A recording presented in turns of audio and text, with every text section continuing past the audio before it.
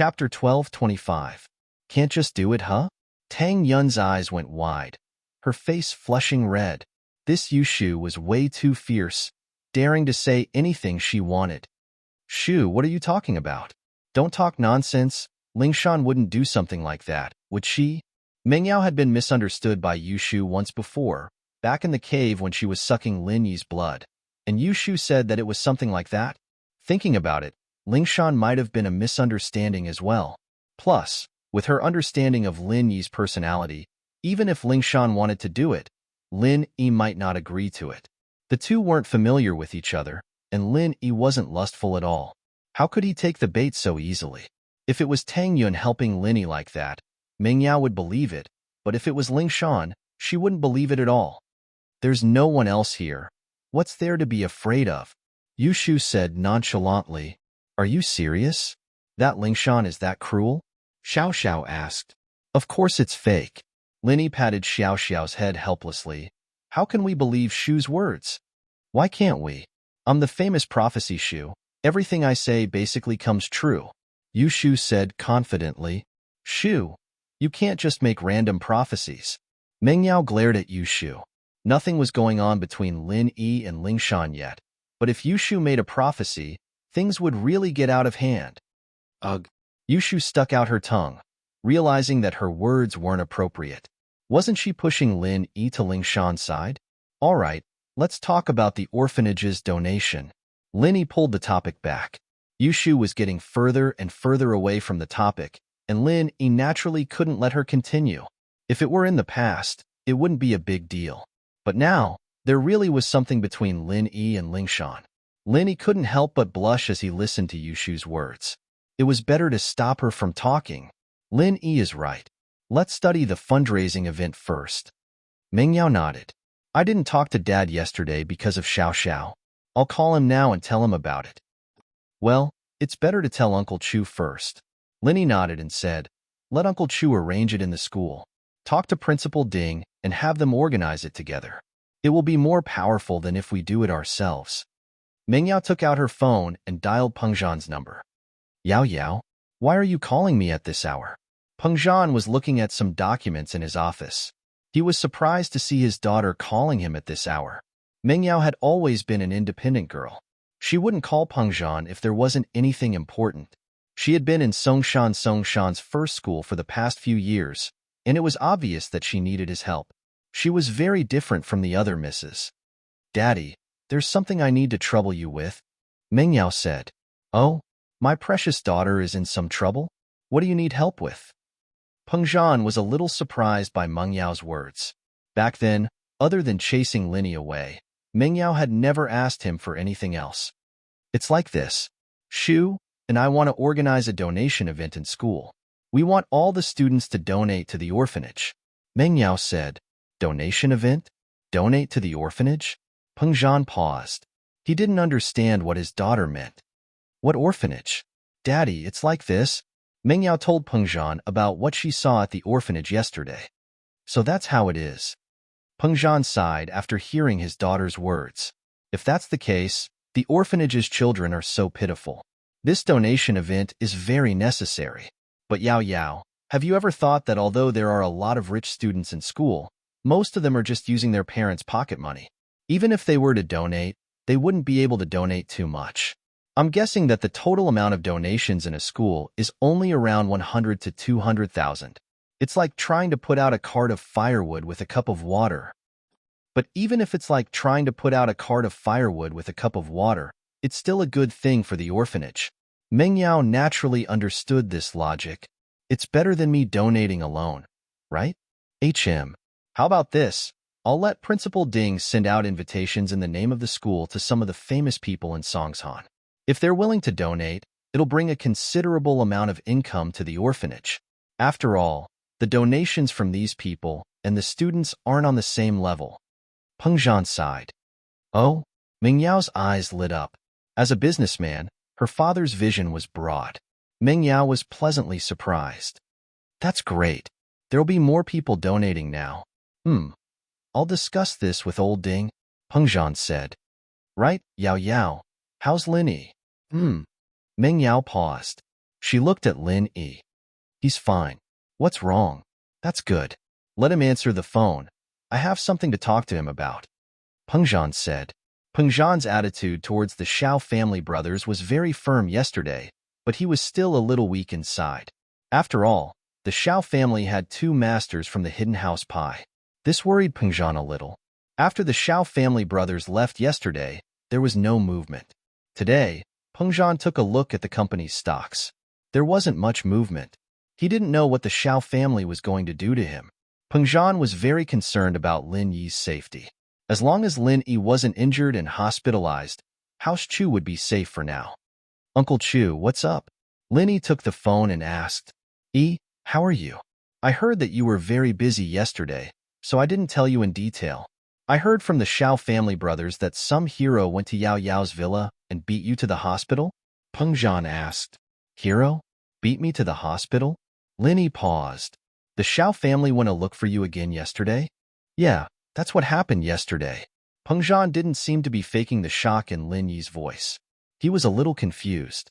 Could it be that the Xiao family brothers came here to talk nonsense? There was no hero at all, and Lin Yi wasn't injured? Chapter 12:26. Chapter 12:24. Xie Yufeng's visit. Oh?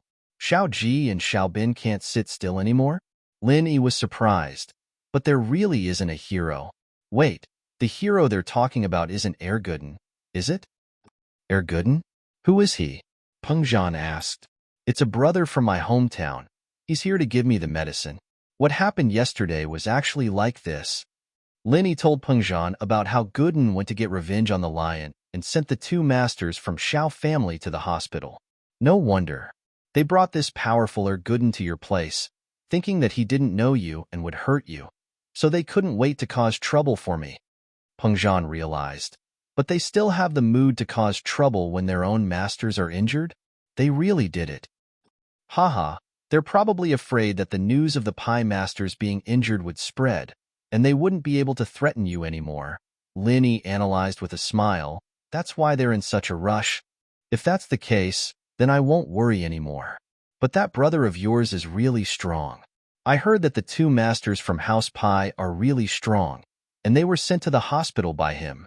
If Xiao family knew that Guden Master was your brother, they'd probably be scared out of their wits. Peng Zhan laughed, his worries gone. With Lin Yi and Erguden there, what was there to be afraid of from Xiao family? As arrogant as Xiao family was, he'd have Erguden send them to the hospital after the Pai Masters were discharged. Haha, don't worry about them. If they come looking for trouble again, I'll have Erguden scare them a little and get some money from them. It's impolite not to reciprocate. Lin Yi smiled. That's true. Then I'll go call Olding and discuss the fundraising. Yao Yao and Shu, you'll have to pay more attention to them, Peng Zhan said. After ending the call with Lin Yi, Peng Zhan called the headmaster of Songshan's first school, Bingong, and told him about the donation event. It just so happened that the first high school was going to hold a singing competition and invited celebrities to donate. They couldn't just ask for money without any ceremony, right? Therefore, Ding Bingong's idea was to combine the singing competition and the fundraising event.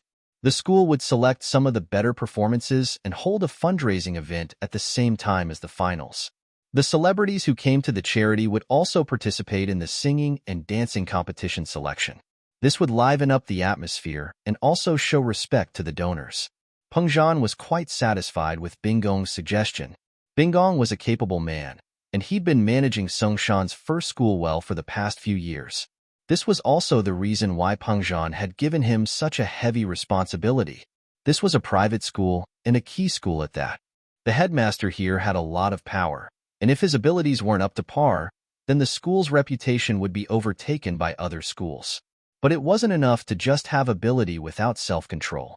If there was corruption, then the school's culture would plummet. If the headmaster took the initiative to accept gifts, then wouldn't the other teachers follow suit? The school's reputation would be ruined in a few years. But Bingong wasn't just a righteous man, he was also very capable. This was also the reason why Peng Zhan trusted him. After the matter was settled, Bingong gathered the vice headmaster and Dean Wang Jifeng to the meeting room to discuss the specifics of the donation event. Ling Shan walked out of Director Chen's office with a serious expression on her face, her eyebrows furrowed. There weren't so many things happening when young Huaijuan was the captain, but she'd just taken over the position not long ago, and all the cases in Songshan came one after another. The missing persons cases were getting more and more intense, but there was no pattern to the people who went missing. They were from all walks of life. Butchers, drivers, grocery sellers, trash collectors, hotel attendants, mall security guards, street sweepers, and so on. Ling Shan looked at the pile of files in front of her, feeling like she didn't know where to start. These people were all missing, and without exception, they'd gotten into a small conflict with someone, and then ran away after injuring the person. The injured people, on the other hand, weren't seriously injured, and weren't at the level of being wanted for crimes. These types of cases were the easiest to overlook, and so the files they received were very simple. No one took it seriously, and only Ling Shan noticed that something wasn't right, and reported it to Director Chen. Today, Director Chen was looking for Ling Shan to discuss the possibility of combining the cases, and told her to solve them as soon as possible. Even if these cases were coincidental, she had to find the people who ran away. A lot of people ran away from their families, and they reported them to the police as well. It didn't have a huge impact on society, but it did cause panic in some people. In order to prevent the case from getting serious, Director Chen wanted Ling Shan to solve it as soon as possible. Ling Shan felt a headache coming on. Looking at the pile of files in front of her, she felt like she was looking for trouble. If she didn't report these thoughts back then, she wouldn't be in trouble today. But Ling Shan didn't regret it. She was a righteous person, and she couldn't just ignore these strange cases of people going missing. She couldn't do that. Dang, dang, dang. Someone knocked on the office door. Come in. Ling Shan didn't think much about it. After all, there were a lot of people looking for her during office hours. Ling Shan, are you busy? It was Xie Yufeng, one of the people Ling Shan didn't want to see the most. Ling Shan raised an eyebrow when she heard the voice. What are you doing here? Haha, isn't it already noon? I wanted to invite you for lunch, but I know you're busy, and you weren't in your room when I came. Your colleague said you went to the director to discuss work, so I went out to buy lunch. With that, he waved the bag in his hand and smiled. You haven't eaten yet, right? Let's eat together? Ling Shan frowned. Without a doubt, Xie Yufeng was being very considerate. If it were Lin Yi, Ling Shan would be overjoyed. But this was Xie Yufeng, and that was a different story. I'm not hungry. You eat. I still have work to do. Ling Shan looked at Yufeng faintly before lowering her head and looking at the file in front of her. Chapter 12:27. Chapter 12:25. Song Lingrui 1 had to admit that Yufeng was quite good at picking up girls. One sentence closed the distance between him and Ling Shan. They were both practitioners, and they had a common topic. Previously, when he was repeatedly rejected in school, it was only because the girls that he had taken a fancy to and wanted to pursue already had someone in their heart. That was why they were so cold to him. But what Yufeng didn't know was that Ling Shan had someone else in her heart as well. Then leave it there. I'll eat it later. Ling Shan couldn't just tell Yufeng to leave. After all, House Yu's face was there, and she knew the situation House Song was in right now. She didn't want to offend House Yu if she could. Eat it now, it'll get cold soon. It won't taste good. Yufeng said as he took out a box and put it on Ling Shan's table, smiling. Grandpa Song told me to take care of you. If you don't eat it, I won't be able to explain it to him. I can only call Grandpa Song and ask for forgiveness now. Ling Shan was pissed when she saw that Yufeng was really going to take out his phone. This guy was using a chicken feather as a token of authority. But Ling Shan, naturally, wouldn't let him bother her grandpa with something like this. She could only take it helplessly. All right, let's eat first. That's right. Yufeng smiled and put his phone away. He took out another box and sat in front of Ling Shan's desk, eating. Looking at Yufeng eating in front of her, Ling Shan felt that the atmosphere was a little weird, making her very uncomfortable. She could only eat as she read the files, not giving Yufeng a chance to talk to her. You don't have to work when you eat, right? There has to be time for rest, right? Yufeng said. There's a case, time is tight. Ling Shan said faintly. What case? Tell me. I'll help you analyze it. 2 people is better than 1, right? There's a saying that two heads are better than zhuge. Yu Feng said, sorry, it's a secret. Lingshan, naturally, wouldn't give Yu Feng the chance to talk to her. Lingshan's reply made Yu Feng quite troubled, but there was nothing he could do about it. She said it was a secret, after all, so he couldn't just keep asking. After finishing her lunchbox, Lingshan pushed it to the side and continued reading the case files. Yu Feng, on the other hand, sat in front of her for a while. He didn't have anything else to do, so he got up and packed his lunchbox. All right, Lingshan, go to your stuff first. I'll come see you tomorrow. I won't be at the station tomorrow. I'm going to East Ocean City. Lingshan had wanted to go to Donghai tomorrow morning, but after hearing what Yu Feng said, she changed her mind. She'd leave at noon to avoid him. Lingshan was going to Donghai to see Huaijuan, to show him the case file and ask for his opinion and analysis. Huaijuan wasn't just Lingshan's master, he was also her big brother, the vice director in charge of criminal investigation. So it made sense that Lingshan wanted to talk to him about work. It might seem a little useless, but Lingshan didn't mind. She was brought up by Yang Bro, and she was his follower. What was so embarrassing about asking him for help? Huaijuan had been in Donghai for a while now, working on a case. Lingshan had to go to Donghai if she wanted to see him. I see. How are you going? Do you want me to drive you? I bought a car here, a limited edition Lamborghini. Yu Feng said, I have a car, and I'm going to work. What's with you driving me? Lingshan was speechless. Was this guy sick in the head? Driving her out in a Lamborghini? Wouldn't people think that she was corrupt? Yu Feng saw that Lingshan was adamant on rejecting him, so he could only leave. After sending him off, Lingshan shook her head. This guy was really annoying, even bringing up her grandpa's name. What would she do if he came to her office every day? Lingshan's phone rang, and she pulled it out. It was an unknown number. Lingshan subconsciously thought that it was Yu Feng. She didn't want to pick it up, but what if it wasn't him? There were a lot of unknown numbers that called her every day, and some of them were related to cases. Lingshan still picked it up. Hello, I'm Lingshan, Lingshan said after picking up the phone. Sis? A pleasant female voice came from the other side. Rue? Lingshan paused. Why are you here? Aren't you in training? You can't just call? It was Lingshan's sister, Ling Rue. She'd been in training a few years ago, and she could only call her family during Chinese New Year. Otherwise, there was no contact at all. So when Ling Rue called, Lingshan was both surprised and happy. Hee sis, I'm almost free. This year is the 4th year of special training, and he received the Medal of Warrior from the training camp with excellent results. Song Ling Rue said happily. Lingshan counted with her fingers in a flash. Ling Rue had finished her training already. Time really did fly. Thinking back to that time, the little girl who'd cried her eyes out for her had actually gotten a warrior's medal. It made Lingshan very emotional. For years ago, in order to prevent House Song from falling and for Ling Rue to become stronger, her grandpa decided to send his sister to the harshest mercenary training camp. Thinking back to that week, crying sister of hers actually got the highest honor in the training camp. Congratulations, Xiao Rue, Lingshan said sincerely. Then what's your decision? Are you going to stay in the training camp or come back? Let's not talk about me first. I just called Grandpa. Sis, I heard that you have a boyfriend? Ling Rue asked, curious. Boyfriend? Lingshan's face darkened. You heard about House Yu's Yufeng, right? I don't like him.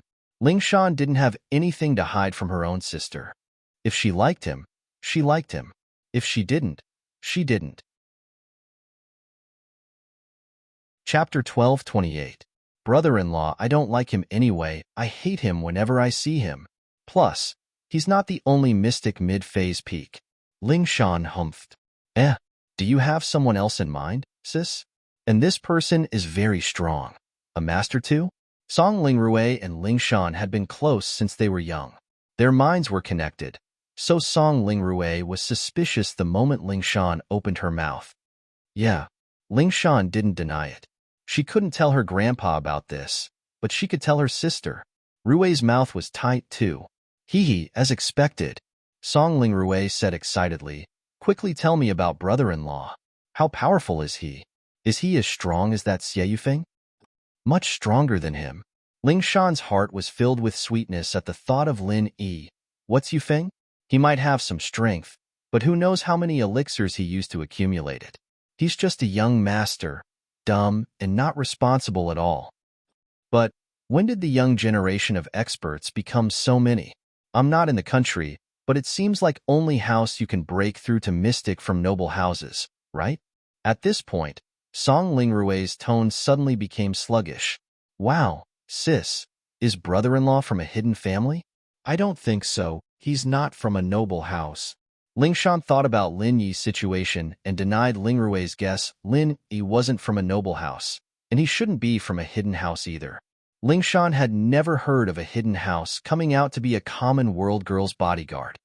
Trained by himself? A mystic? Lingrue's eyes widened. His background is a bit mysterious, probably similar to yours, from some training camp. Ling Shan frowned. She'd known Lin Yi for so long, but she didn't even know Lin Yi's background. Wow, this brother-in-law of mine is so mysterious. I'll have to meet him.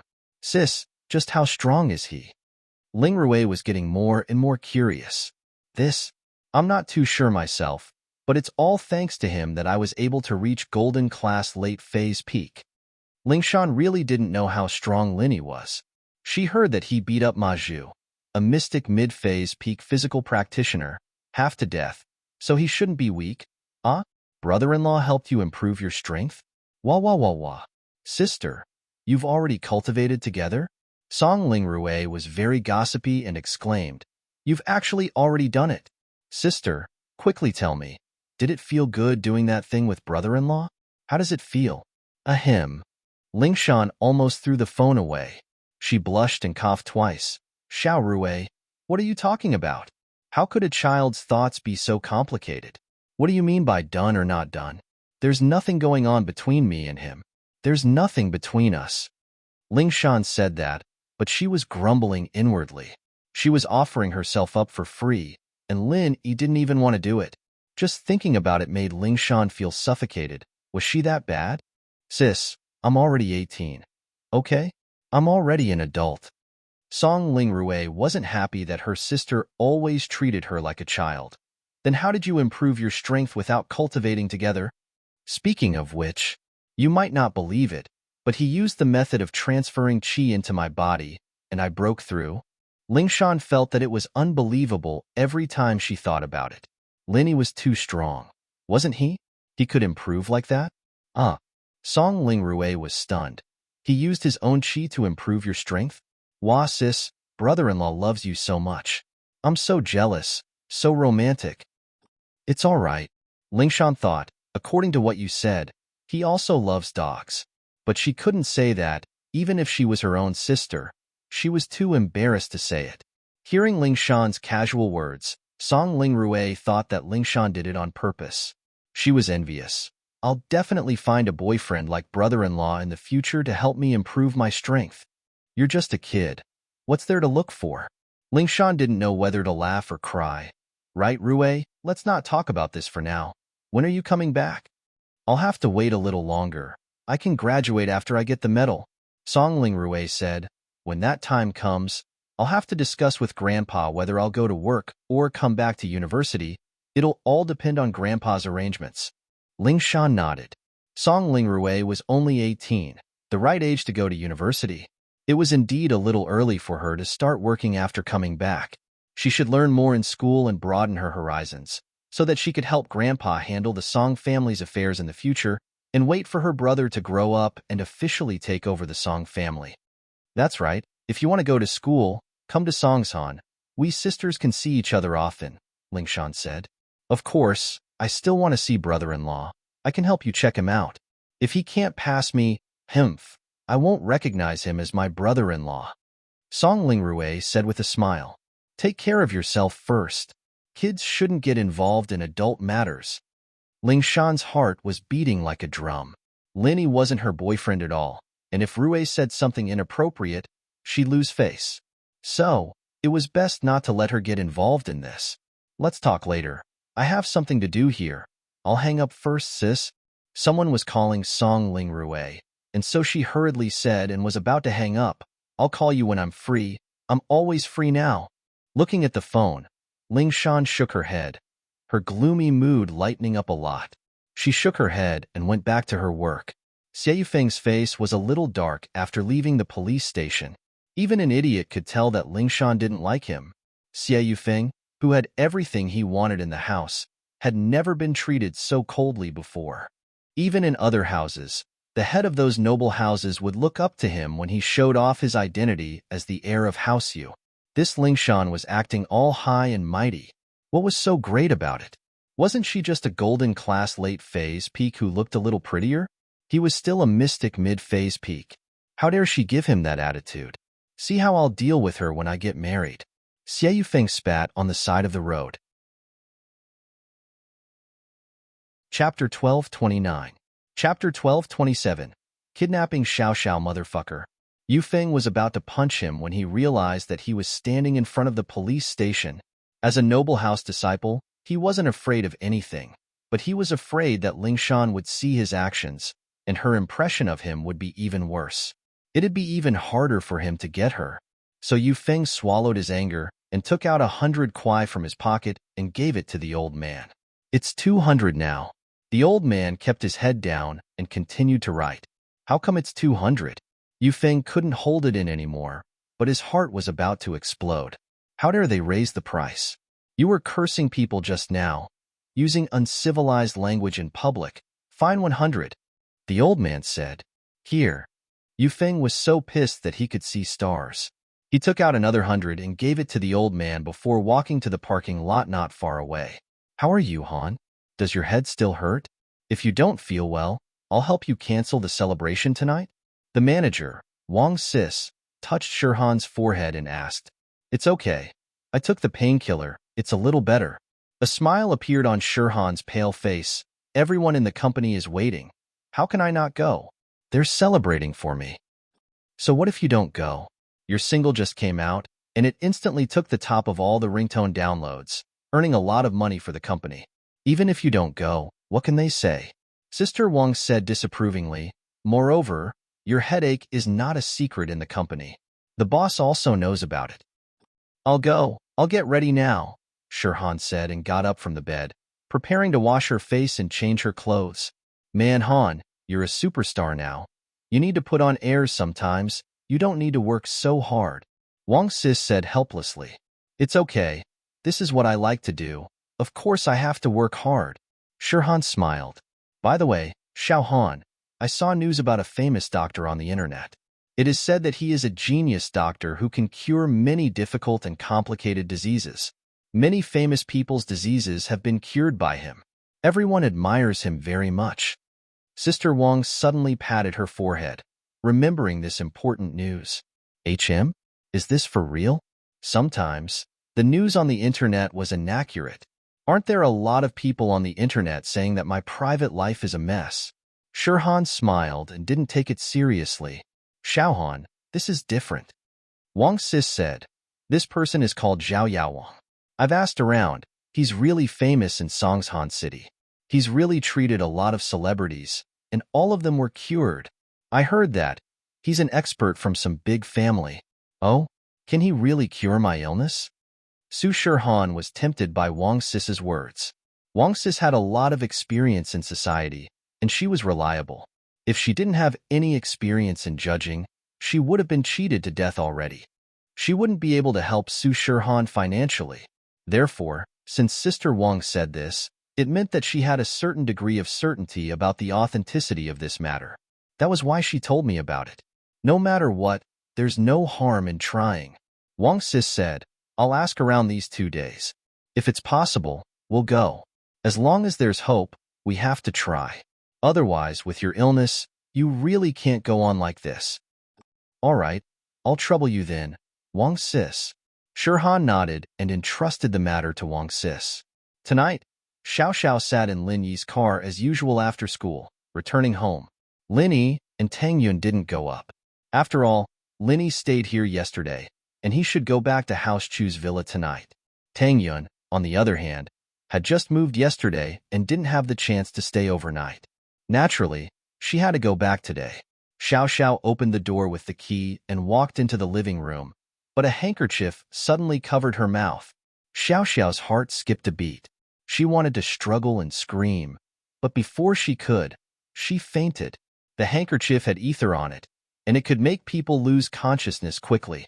There wasn't a lot of ether, so Xiao Xiao fainted quickly and woke up quickly. When Xiao Xiao woke up, she realized that she was tied up with rope, sitting on the sofa, unable to move. Beside her was a man she didn't know. Who? Who are you? Xiao Xiao asked subconsciously. You're awake? The man looked at Xiao Xiao and looked at the time on his watch. He said faintly, earlier than I expected. Help. Xiao Xiao suddenly screamed for help. She didn't know this unfamiliar man, but he tied her up. It was obvious that he was up to no good. The man didn't stop Xiao Xiao, only looking at her weirdly. He said faintly, This is your own house. Don't tell me you don't know. I looked at it just now, and your apartment has really good soundproofing. Moreover, your room is covered with a ceiling and wallpaper, which imperceptibly increases the soundproofing factor. So, to quote a very classic saying, you can shout to your heart's content. Even if you shout yourself hoarse, no one will hear you. Xiao Xiao wasn't an idiot. She shut her mouth after hearing the man's words. She'd only done it in a moment of desperation, and now that she understood that calling for help wouldn't work, she naturally wouldn't waste her efforts. Why did you grab me? Xiao Xiao asked. Did you grab the wrong person? I don't even know you. I don't even know you. I just rented this place 2 days ago. Are you looking for the previous tenant? All right, stop pretending. Don't think I don't know you're Xiao Xiao. The man waved his hand impatiently, stopping Xiao Xiao. Keep your little smarts to yourself. I'm looking for you. Xiao Xiao was a little dejected. She'd wanted to trick this guy into letting her go. She didn't expect him to know her, and even know her name. All her previous plans were useless. This guy clearly had a purpose, and it wasn't a random kidnapping. Chapter 12:30. Chapter 12:28 Kidnapping. You can't make the decision even if I told you. The man said faintly, You're just a bargaining chip. I'm looking for your old man, Feng Tianlong. You're looking for my dad. Xiao Xiao's eyes darted at the man in front of her, wondering how she could escape his control.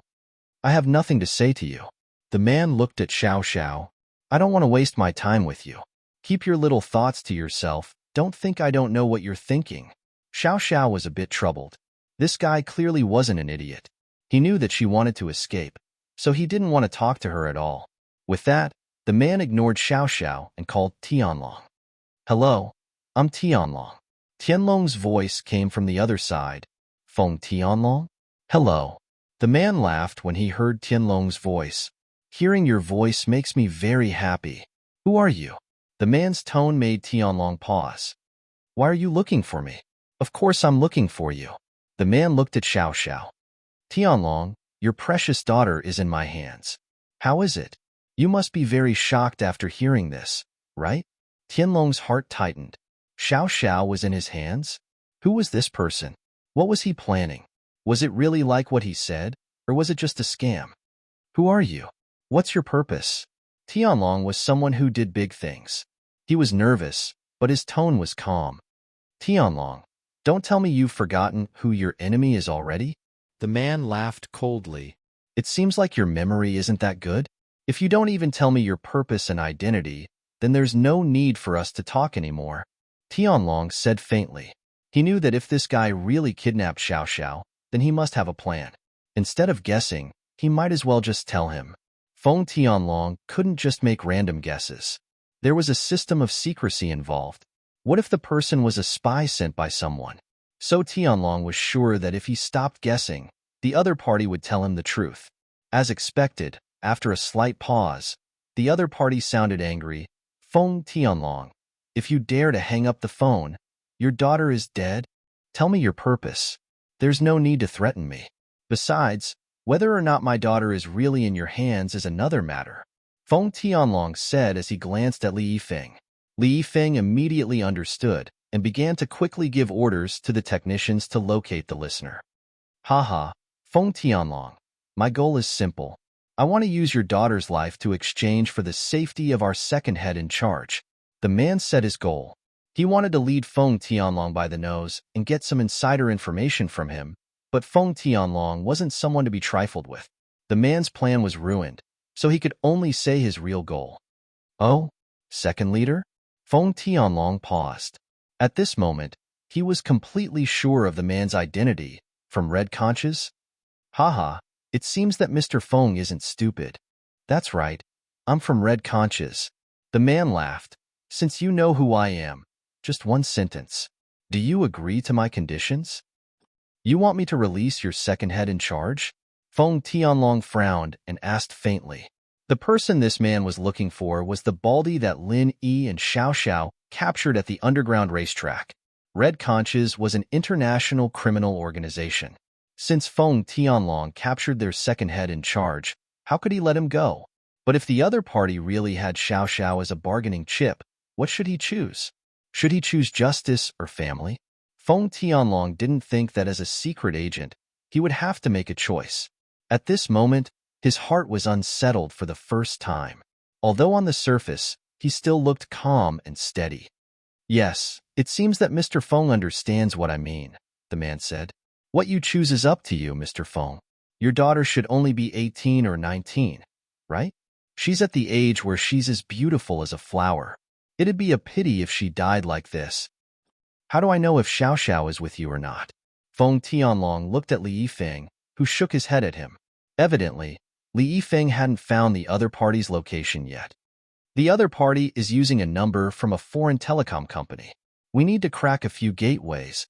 Li Yifeng quickly wrote this on a piece of paper and put it in front of Feng Tianlong. Feng Tianlong nodded slightly, understanding Li Yifeng's meaning. Li Yifeng wanted him to continue stalling for time, so that the technicians could crack it. Haha, Feng Tianlong, don't think that I don't know what you're planning. The man laughed in disdain. Don't you just want to talk to me a bit more to stall for time? So that your subordinates can find my current location, right? You can think whatever you want. I just want to confirm if my daughter is really with you or not. Feng Tianlong didn't think that his plan would be seen through, but even so, Feng Tianlong wouldn't admit it. Okay, then I'll let you hear your daughter's voice so that you can be at ease. Then we can discuss if this deal is feasible or not. The man said nonchalantly and turned to Xiao Xiao. Little girl, say something to your father. Xiao Xiao shut her mouth and didn't say anything. Xiao Xiao had been eavesdropping on the conversation between the man and her father, and when she heard that her father was trying to stall for time to locate them, all she could think of was how she could help her father stall for time. When she heard that the man wanted her to talk to her father, Xiao Xiao thought of an idea. If she didn't speak, wouldn't she be able to stall for time? Let her father locate her location? So Xiao Xiao shut her mouth and didn't say anything.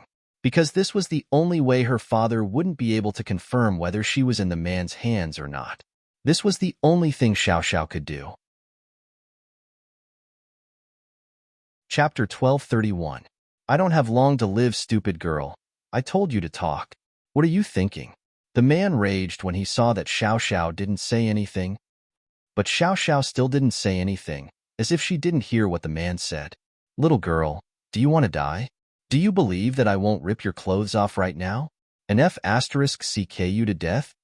The man got even angrier when Xiao Xiao didn't say anything. Xiao Xiao gritted her teeth and didn't say anything. Say, are you putting on an act? Tianlong had half believed the man's words, thinking that Xiao Xiao was in his hands, but now he was starting to doubt it. After all, Tianlong felt that if the man really was from Red Conches and wanted to save their second head in charge, he wouldn't lie to him and say that Xiao Xiao was in their hands. There was no point in doing that. But now, Tianlong didn't believe it. If Xiao Xiao was in his hands, why didn't she move at all? This girl's pretty smart, knowing to buy time for you. The man smiled instead of getting angry. But it's fine. I'll buy time. Tianlong, believe it or not, it's up to you. But do you know why I'm still talking to you when I know you're locating me? Do you know why? Tianlong smiled coldly. He didn't like the feeling of being led around by the nose, so he didn't say anything. He didn't say that he didn't want to know, and he didn't say that he didn't want to know. If the man wanted to say it, then he'd say it.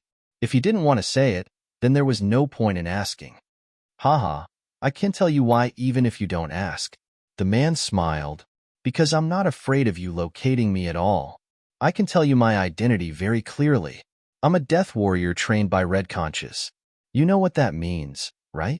You don't need me to explain it to you, do you? But I think our Dragon Edge special agent captain definitely knows what a death warrior is. Feng Tianlong's face changed when he heard the man's words. Of course, he knew what a death soldier was. It was normal for an international criminal organization like Red Conches to have trained death soldiers. Such a terrorist organization would often carry out deadly missions and assassinations. That was when they needed death soldiers.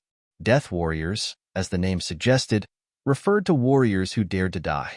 The training these people received throughout their lives was all for the sake of preparing for the final moment. Many of these people had already been deceived and were willing to die for the organization. They did not care about their lives at all. These kinds of people were the most difficult to deal with. Even if they were captured, they would not be able to get any useful clues out of them. No matter how you tortured them, or how you promised them wealth and glory, these people did not care at all. As long as they had the chance, they would commit suicide. What are you trying to say? Tianlong's heart tightened. Today's matter wouldn't end well. Don't you understand what I'm saying? My goal is to save the second head. It doesn't matter if I die or not. Saving the second head is the only meaning of my existence. The man didn't feel that there was anything wrong with what he said. Instead, he said it as a matter of fact. I've already hidden explosives and detonators in my room. You can come and capture me or kill me. But let me tell you, the remote control for the explosives is implanted in my body. Once my heart stops beating, the remote control will be activated. I think these explosives are enough to blow up this 20-something floor building. At that time, not only will your daughter die, but all the innocent people in this building will also be killed. Waha, thinking about it, my death is worth it. So many people will die with me. Tianlong was shocked and angry after hearing the man's words. He didn't suspect that the man was lying at all. Red Conches was a criminal organization with a strong sense of terror, and this man was a death soldier. What he said was most likely true. What about me? Does it feel good? Also, let me warn you, don't try to capture me alive. If I'm caught, I'll bite the poison in my mouth and commit suicide. The bomb will still go off. The man warned. You're not afraid that I'll evacuate the people in the building first? Tianlong smiled instead of getting angry. Wouldn't you lose a lot of bargaining chips then? Sure, no problem, you can evacuate the people in the building, but I don't believe that you'll abandon your daughter. The man said nonchalantly, my goal is simple. You just need to release the second head of our organization, and I'll leave after I get news that he's safe. I won't blow up the building anymore. Otherwise, you know the consequences. Xiao Xiao looked at the man in shock. She didn't expect him to be this cruel. He was a death soldier after all. He didn't care about life and death, and he was willing to pay with his life to achieve his goal. Xiao Xiao was worried that the innocent people in the building would be dragged into this, but after hearing the conversation between her father and the man, she gritted her teeth and made up her mind. Xiao Xiao knew very well that once her father made the decision to release the second head of the Red Conches, her father's career would be ruined. He'd even be punished. Although Tianlong was the one who caught him, he couldn't just let him go like that. Xiao Xiao didn't want her father to make a mistake because of this. Her father had been a righteous man all his life, and he'd given up a lot for his career. How could she let him lose his career because of her? She didn't have many days left to live anyway. Her illness had flared up twice, and each time was more serious than the last. Linny had used up a lot of qi and blood to save her. If this went on, it'd only be a burden to him. She was going to die sooner or later, so she might as well make her death meaningful. Dad, don't mind me, don't listen to him. After you evacuate the people, just let him blow me up. I don't have long to live anyway. Xiao Xiao suddenly yelled. Tianlong's heart skipped a beat when he heard his daughter's voice, but after hearing her words, he felt emotional. Tears almost came out of his eyes. His daughter was willing to make such a sacrifice for him. Chapter 1232. Haggle over price, but even knowing this, Tianlong didn't want his daughter to die. He was willing to give up his life for her to live one more day of happiness. Girl, what are you yelling for? The man wasn't expecting Xiao Xiao to say something like that all of a sudden. He was pissed as he glared at Xiao Xiao. Shut your mouth. Dad, I love you. If there's a next life, I'll be your daughter again. Help me tell Linny Honey that I love him too. If there's a next life, I'll be his concubine again. Tell Tangyun sis and woo. Don't cover my mouth. Woo. Xiao Xiao was struggling. I'll let you speak. I'll let you speak. The man grabbed a towel and stuffed it into Xiao Xiao's mouth, blocking her mouth. Finally, he couldn't hear Xiao Xiao's voice anymore. He picked up the phone with a dark face, furious. Fuck, was there anyone in this world who wasn't afraid of death? He was a death warrior, of course, but was Xiao Xiao a death warrior too? The man's lungs were about to explode. It was a good situation for him, but Xiao Xiao's fearless declaration made him nervous. Feng Tianlong, are you sure that your daughter is in my hands now? The man's voice was a little suppressed. Girl, you've watched too many movies about heroism. You're not going to let your daughter die, are you? Let me think about it. Tianlong sighed. I can't make the decision on this. Your second head in charge has been transferred to Yinjing. I need to ask for instructions from the higher-ups. I don't care if you can make the decision or not. I just want results. The man said, I'll give you 2 hours, enough for you to negotiate. If there's no news in 2 hours, I'll activate the bomb and blow you up with your daughter. Of course, I'll die too. Wait, 2 hours isn't enough. Time's too tight, and it's after work. I can't guarantee that there'll be results in 2 hours. Tianlong stopped the man from hanging up. All right, then I'll give you some more time. 3 hours should be enough, right? The man nodded. He didn't really care about the time. As long as Feng Tianlong was sincere in negotiating, he didn't mind giving him more time. He was prepared to die anyway, so he wasn't afraid of what Feng Tianlong would do. 5 hours. Feng Tianlong looked at his watch and said, I'll give you an answer in 5 hours. You know that I don't want my daughter to die. I have to fight for more time to work. Deal. The man relaxed after hearing Feng Tianlong's words. The length of time wasn't the main point. The main point was that since Feng Tianlong wanted to extend the time, it meant that he didn't want to give up his daughter's life. He wanted to save her. And so the more it was like this, the happier the man was. He was afraid that Tianlong wouldn't care about Xiao Xiao. After that, the man didn't waste any more time and hung up the phone. Tianlong let out a long breath. He didn't feel good in his heart, especially when he heard his daughter's last few words. Tianlong had the urge to cry. How sensible was his daughter? She didn't want to put him in a difficult position and was prepared to die. But how could he bear to see his daughter die? Captain Feng, we found their location. They're in the Lead Hua Shuyan district, building A19. We don't know the exact floor, but the investigators have arrived at the scene and are checking the signal. I'm sure we'll have results soon. Li Yifeng reported the current situation to Feng Tianlong. I understand. Little Li, keep an eye on it. Let me know immediately if there's any news. Feng Tianlong nodded. It was obvious that they didn't care about his investigation, so if he was right, it would be easy for him to lock onto the location of the signal. He should have an answer soon. But what could he do even if he knew their location? The enemy wasn't afraid of death at all. Once they died, the bomb would be activated. This was a hedgehog that couldn't be touched. Not only couldn't they assassinate him, but they also had to ensure his safety. Otherwise, not only would his daughter lose her life, but the entire building would also be instantly destroyed. Tianlong knew about Xinhua Shuyan district. It was one of the most luxurious districts in Songshan. The people who lived there were either rich or powerful. If there was a big explosion here, it would have a huge impact on society. So Tianlong couldn't make a decision at this moment. Helpless, Tianlong could only report to his superiors. This was too big. He didn't agree to let them go, and the consequences of not letting them go were severe. He could only let the bureau chief decide. Bureau Chief Xia, I'm Feng Tianlong. Tianlong reported the sudden incident to Bureau Chief Xia with a gloomy mood. On the other side, Bureau Chief Xia didn't reply immediately. He asked Tianlong to evacuate the other residents in the building and wait for a meeting before making a decision. Little Feng, don't worry too much. Don't worry, from my personal perspective, I don't want anything to happen to Xiao Xiao. After all, she's your and Susu's only child. Susu is also an old agent here. I can't let her die with grievances, right? Bureau Chief Xia comforted Tianlong, but I'm not the only one in charge here. There are some things that must be discussed in a meeting. I understand, Bureau Chief Xia.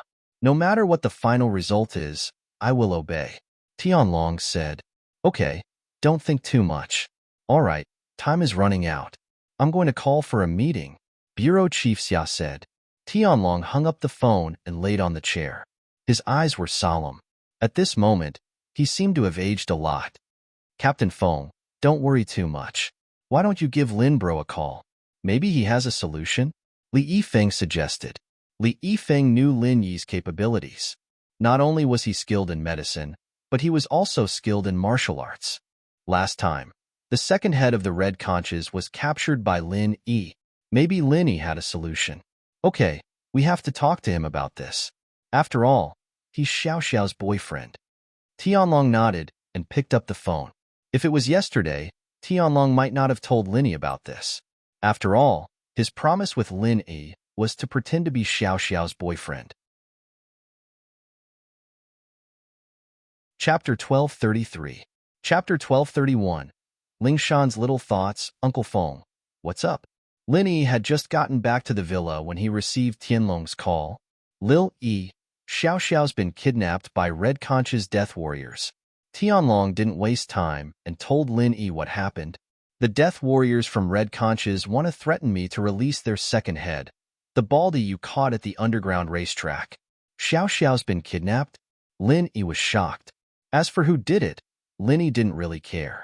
He was only worried about Xiao Xiao's safety. Do you know where she is? I'll be right there. Xiao Xiao's current location is at Qianhua waterfront, but the situation is a bit complicated. How about this? I'll tell you the details when you get there. Tianlong said. I'm heading to Qianhua waterfront now, so let's meet at the entrance. Do you know my car? Okay, I'll be right there. Lin Yi was panicking. Tianlong mentioned that the kidnapper was a death warrior. Lin Yi, naturally, understood what a death warrior meant.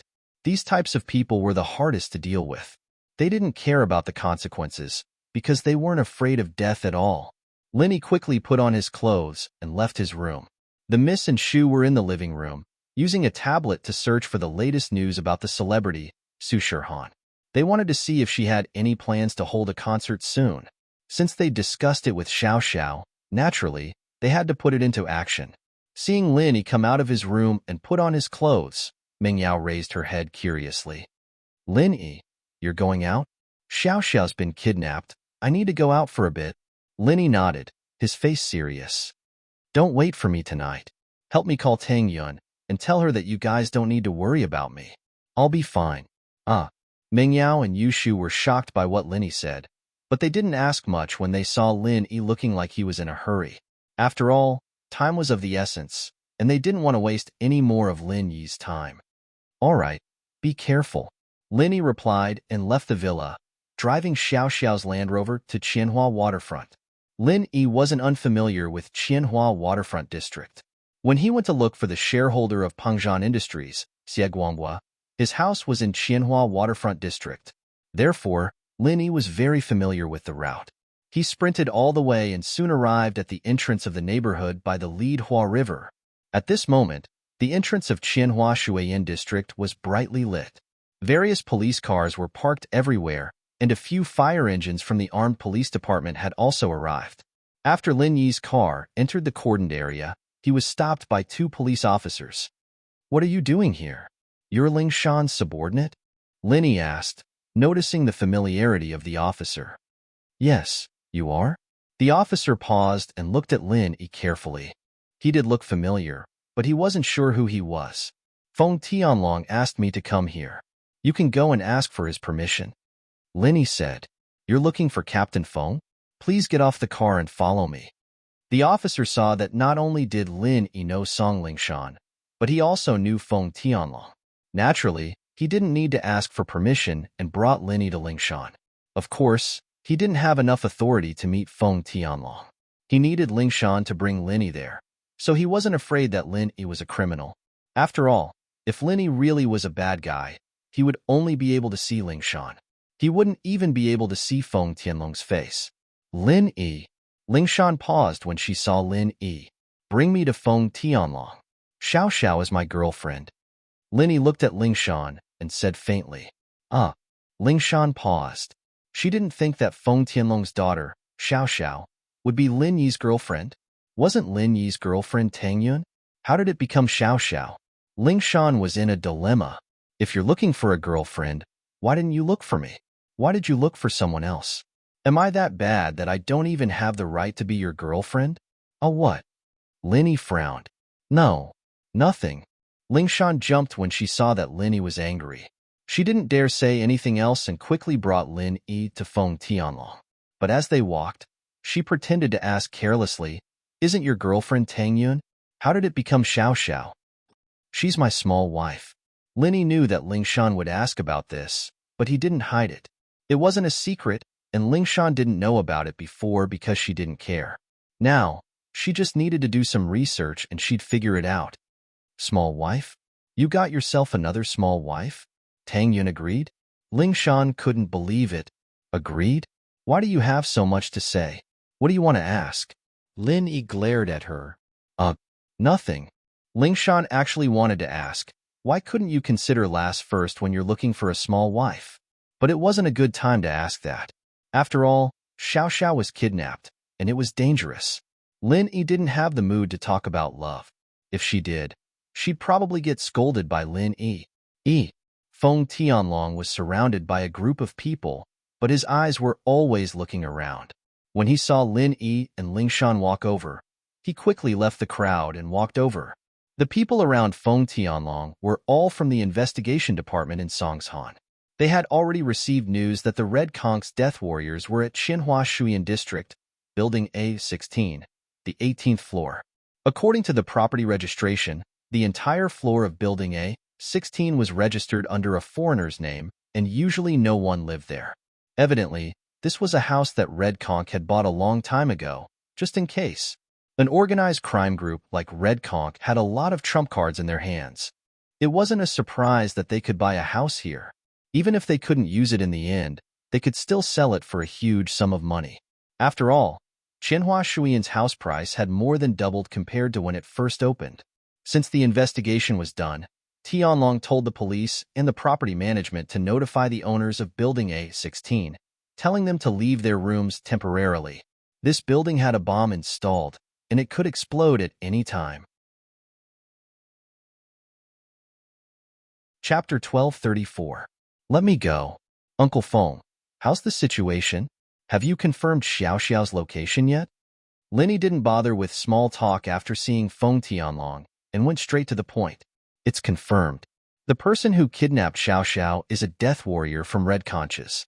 He's with Xiao Xiao on the 18th floor of Building A16, but we don't know which unit, Feng Tianlong said. Feng Tianlong said, but this death warrior has already planted explosives in the higher levels, and the remote control for the explosives is placed in his body. It relies on the heartbeat to control the explosion. Once his heart stops beating, the remote control will detonate it. So, there's no other way but to agree to his conditions. He can't die. What if we capture him alive? Lin Yi frowned. That won't work. There's poison in his mouth.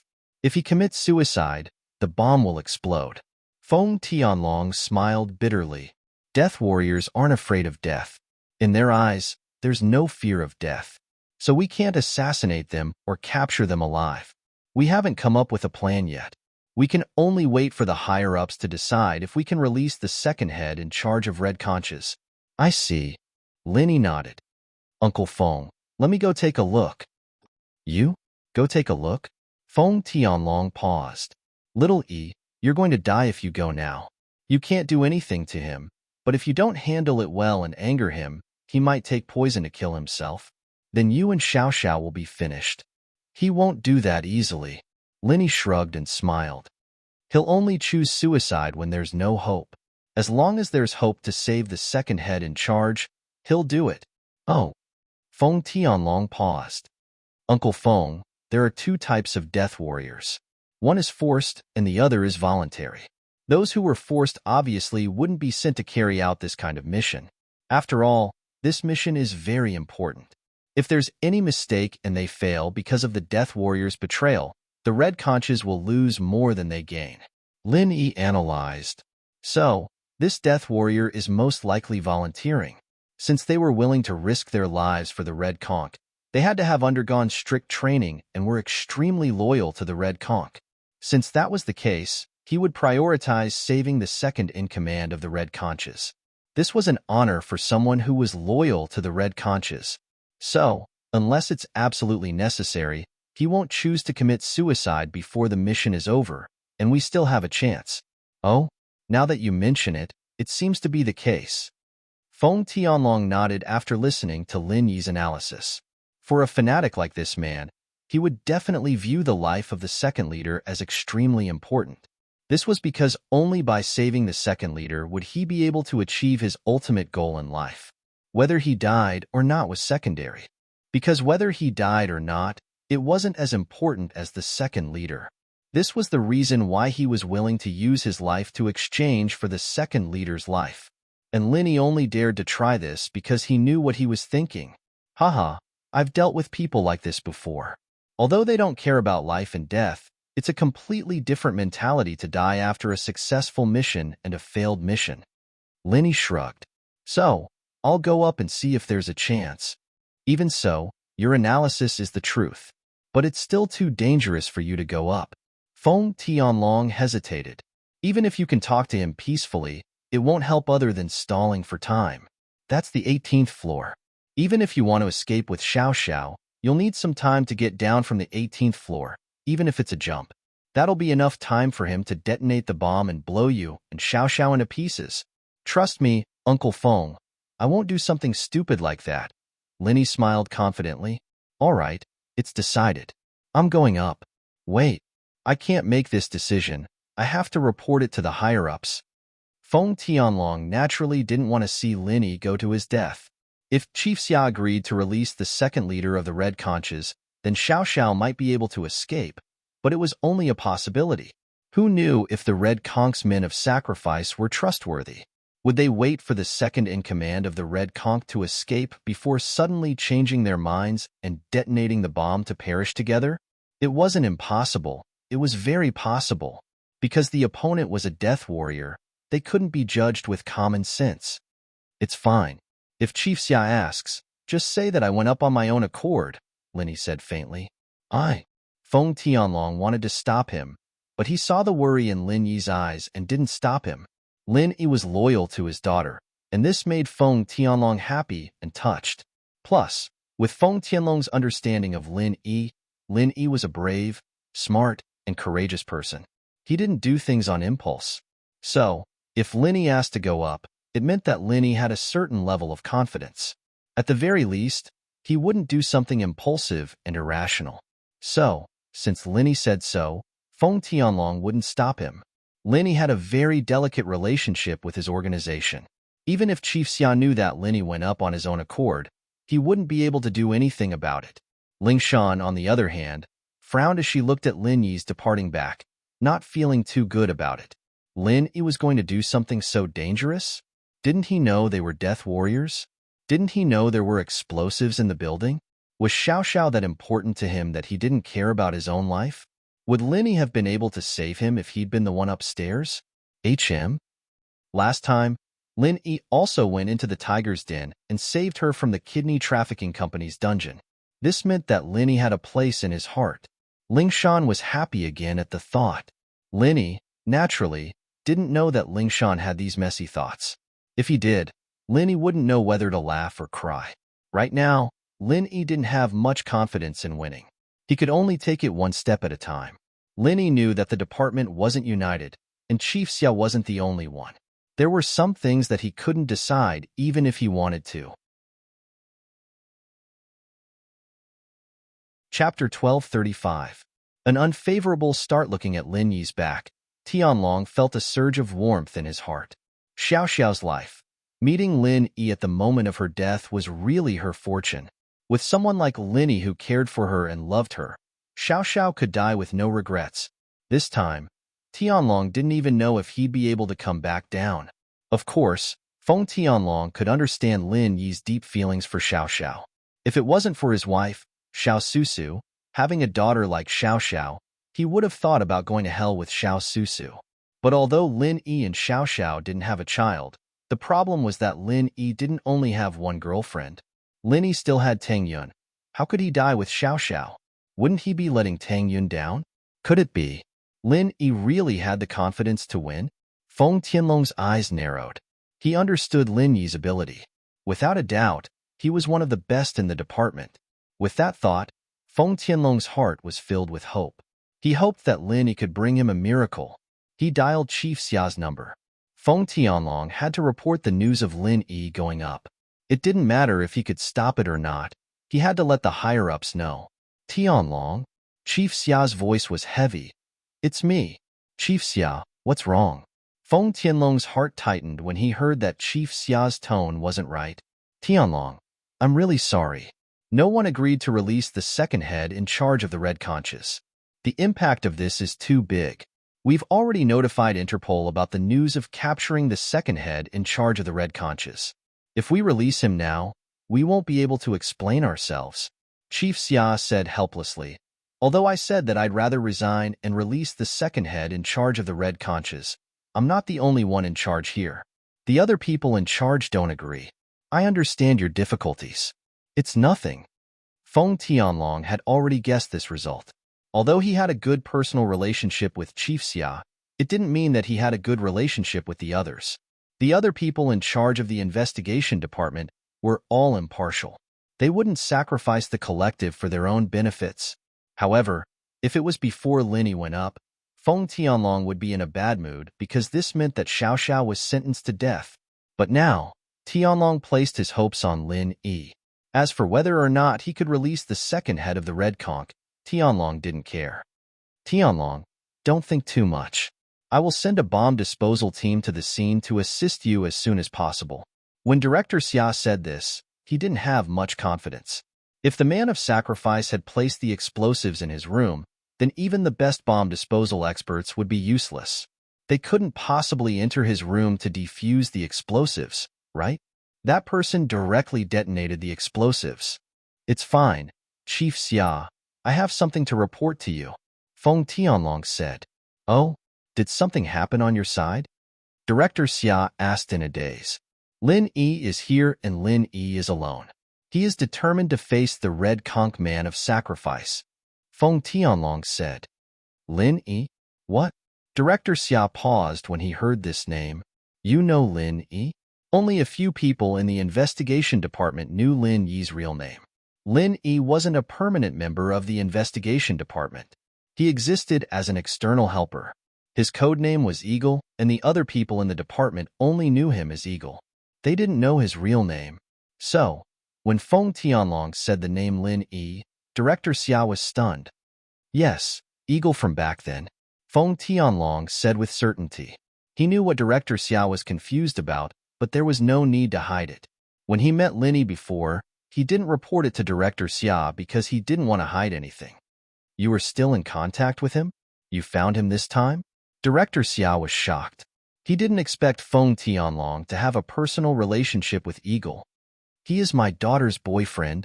Feng Tianlong smiled bitterly. Otherwise, why would he go at such a dangerous time? Director Xia was even more shocked. He is Xiao Xiao's boyfriend? No wonder. No wonder. This world is too small. Yes, that's why Lin Yi insisted on going. I couldn't stop him since he isn't my subordinate, and I can't beat him. Feng Tianlong smiled bitterly. Haha, old Feng, I'm not blaming you. Why are you explaining so much? But with Lin Yi's help, there's a good chance we'll be able to turn the situation around. Chief Xia said. I hope so. Feng Tianlong wasn't in the mood to joke with Director Xia, and said sincerely. After ending the call with Director Xia, Feng Tianlong said to Li Yifeng, Little Li, tell everyone to leave the building and stay a safe distance away. Be on standby. Yes. Li Yifeng nodded and turned to give the order. Since Lin Yi went up, Feng Tianlong had to trust Lin Yi. The people near the building would only burden Lin Yi. Since Feng Tianlong chose to trust Lin Yi, He had to reduce his burden as much as possible so that he could do things without any worries. Sometimes, the more people, the better. Linny didn't choose to climb over the wall. Instead, he took the elevator and went up to the 18th floor. The elevator stopped at the 18th floor, and Lin Yi got out. He observed the two houses outside the elevator. He could see a faint light through the peephole of one of the houses, and the other was pitch black. Lin Yi chose the house with the light and took out some small tools from his pocket. He easily opened the anti-theft door without making a sound. The so-called anti-theft door could only prevent ordinary thieves. If it was a professional like Lin Yi, it would be useless. If it was really that anti-theft, the locksmith companies wouldn't have any business. Although Lin Yi was very careful, the person in the house was also very alert. The moment Lin Yi opened the door, the person spoke. Chapter 1236. Since you're here, don't leave. Lin Yi thought to himself that this guy wasn't a good person after all. He'd been very careful, but while he tried his best not to make any noise, there was still some noise when the door was opened. He tried his best to make it as quiet as possible, but it was inevitable that there would be some noise. It's me, Xiao Xiao's boyfriend. Lin Yi looked at the man calmly. Since he'd been found out, Lin Yi didn't bother putting on an act anymore and spoke frankly. He didn't want to piss this guy off and make him commit suicide. Woo-woo, Xiao Xiao saw Lin Yi come in and was very agitated. She waved her arms and legs, trying to say something, but her arms and legs were tied up. Even if she waved her arms and legs, she could only wiggle on the sofa. Plus, her mouth was gagged, so she could only make noises. The man listened to Lin Yi's self-introduction, confused. This guy wasn't a cop, nor was he from the Supernatural Investigation Department, but Xiao Xiao's boyfriend? And looking at Xiao Xiao's excited and nervous face, this person was most likely acquainted with Xiao Xiao. Just stand there, don't come over, and don't try to do anything to me. I'm telling you, don't even think about using the tranquilizer gun. An unconscious person's heartbeat is different from a normal person's. If my heartbeat slows down to a certain degree, it'll set off the bomb. The man warned as he looked at Lin Yi. He wasn't trying to scare Lin Yi, but it was the truth. This was to prevent someone from using the tranquilizer gun on him. The heartbeat of an unconscious or anesthetized person would slow down, and the bomb's remote would be activated as well. Don't worry, I won't do anything. Lin Yi's face was nervous and worried. I'm just worried about my girlfriend's safety. I don't want anything to happen to her. If anything happens to her, then I won't live either. So when I came up, I was prepared to die with her. Don't worry, I don't have a gun. I'm not a cop. Although I think what you said is probably true, I'm sorry, but I still can't believe you. The man said faintly, there's no news from Feng Tianlong's side, and I'm quite bored. Since you're here, let's play a game? Kaka. As he spoke, the man pulled the towel out of Xiao Xiao's mouth. Xiao Xiao's mouth had been gagged for a long time, and it was very uncomfortable. She took the towel out and started panting heavily. Lin Yi, honey, what are you doing here? He wants to blow me up. Didn't you get blown up as well? Hurry up and leave. This has nothing to do with you. Don't meddle blindly. Xiao Xiao looked at Lin Yi, touched and angry at the same time. She was touched that Lin Yi treated her so well and didn't abandon her even in such a dangerous situation. But at the same time, Lin Yi didn't only have one girlfriend, he still had Tang Yun. If Lin Yi died with her, what would happen to Tang Yun? And Meng Yao and Yushu, Xiao Xiao could tell. She wasn't sure if Meng Yao had feelings for Lin Yi, but Yushu definitely did. Lin Yi, on the other hand, shouldered the love of so many girls. If he died, these girls would hate her to death. He can't leave anymore. He's here, so he can't leave anymore. The man laughed coldly. What does he think this place is? You think you can come and go as you please? Even if I leave now, I don't believe you detonate the bomb. Lin Yi said faintly. Right now, Uncle Feng is negotiating with the higher-ups about releasing your second head in charge. If you detonate the bomb, then your second head in charge won't be released anymore. Lin Yi just wanted to make sure that this death warrior in front of him was the same as he thought. Saving his second head in charge was his first goal. As for whether he died or not, that was secondary. So Lin Yi used leaving as an excuse. In reality, even if he kicked Lin Yi out, Lin Yi wouldn't leave. If Lin Yi left, Wouldn't he come here for nothing? But the man didn't know why Linny came here. He didn't think much after hearing Lin Yi's words. He only laughed. Leave? Of course. You're right, my goal this time is to save my second head in charge. As for dying, I'm not afraid of dying, but I have to make sure I can't save him and teach Feng Tianlong and the Bureau a lesson. Then what if I leave? Linny asked. If you leave, I'll take off your wife's clothes and *ck her. In the next few hours, whether Feng Tianlong releases him or not, I'll play with your wife non-stop. I'll *ck her to death. The man licked his lips like a pervert and said fiercely. As expected, after hearing the man's words, Lin Yi's face changed. He stood at the door with a dark face. He didn't know whether to leave or stay. Linny, honey, leave. If he really dares to do that, I'll die with him. Don't worry, Xiao Xiao is yours for the rest of her life. She won't give it to anyone else. You still have Tang Yun, sis. Don't listen to him. Xiao Xiao saw the change in Lin Yi's face and thought that Linny wanted to stay. In reality, Xiao Xiao didn't know that Lin Yi's face was purposely put on for the man to see. Linny had to have a good reason to stay, right? If he stayed for no reason, the man would be suspicious, and the man's words gave Lin Yi an excuse to stay. No matter what, he could only act according to the situation if he stayed. Xiao Xiao, I won't leave you. Linny gritted his teeth and said seriously, Linny, honey, don't be so stubborn. And Tang Yun, sis, Meng Yao, and Shu, what about them? You can't die with me. Xiao Xiao was panicking. She kept giving Linny looks. Xiao Xiao knew a little about her father's organization. How could they let people go after capturing them? So Xiao Xiao didn't have much hope in this at all. She didn't want her father to make a mistake because of her. So this time, Xiao Xiao was prepared to die. She didn't have long to live, so she might as well die. They were going to die sooner or later, and it was only a matter of time. Dying early would help lessen the burden on Lin Yi and the others. Let's go, coward. I'll kill her. Wahahaha. The man seemed to enjoy scaring people. Chapter 1237. You, kill yourself. So he was probably saying all this just to mess with Lin Yi. Of course, Lin Yi was more than happy to play with him. He'd only have a chance to make a move if he played with him, right? When you do that, aren't you afraid that your heart won't beat evenly and will detonate the bomb? Lin Yi looked at the man and asked, You don't know, do you? Only when the heart beats too slowly will it detonate. On the other hand, if the heart beats too fast, there's no problem. The man looked at Lin Yi and said proudly, completely shattering Lin Yi's fantasy. You. Lin Yi's face contorted in anger as he glared at the man, speechless. Scared now? Looks like you treat your girlfriend pretty well, huh? The man started laughing. You'll die a horrible death, Lin Yi said with a cold smile. You're too right, there's no way a death warrior can die a horrible death. The man didn't care at all.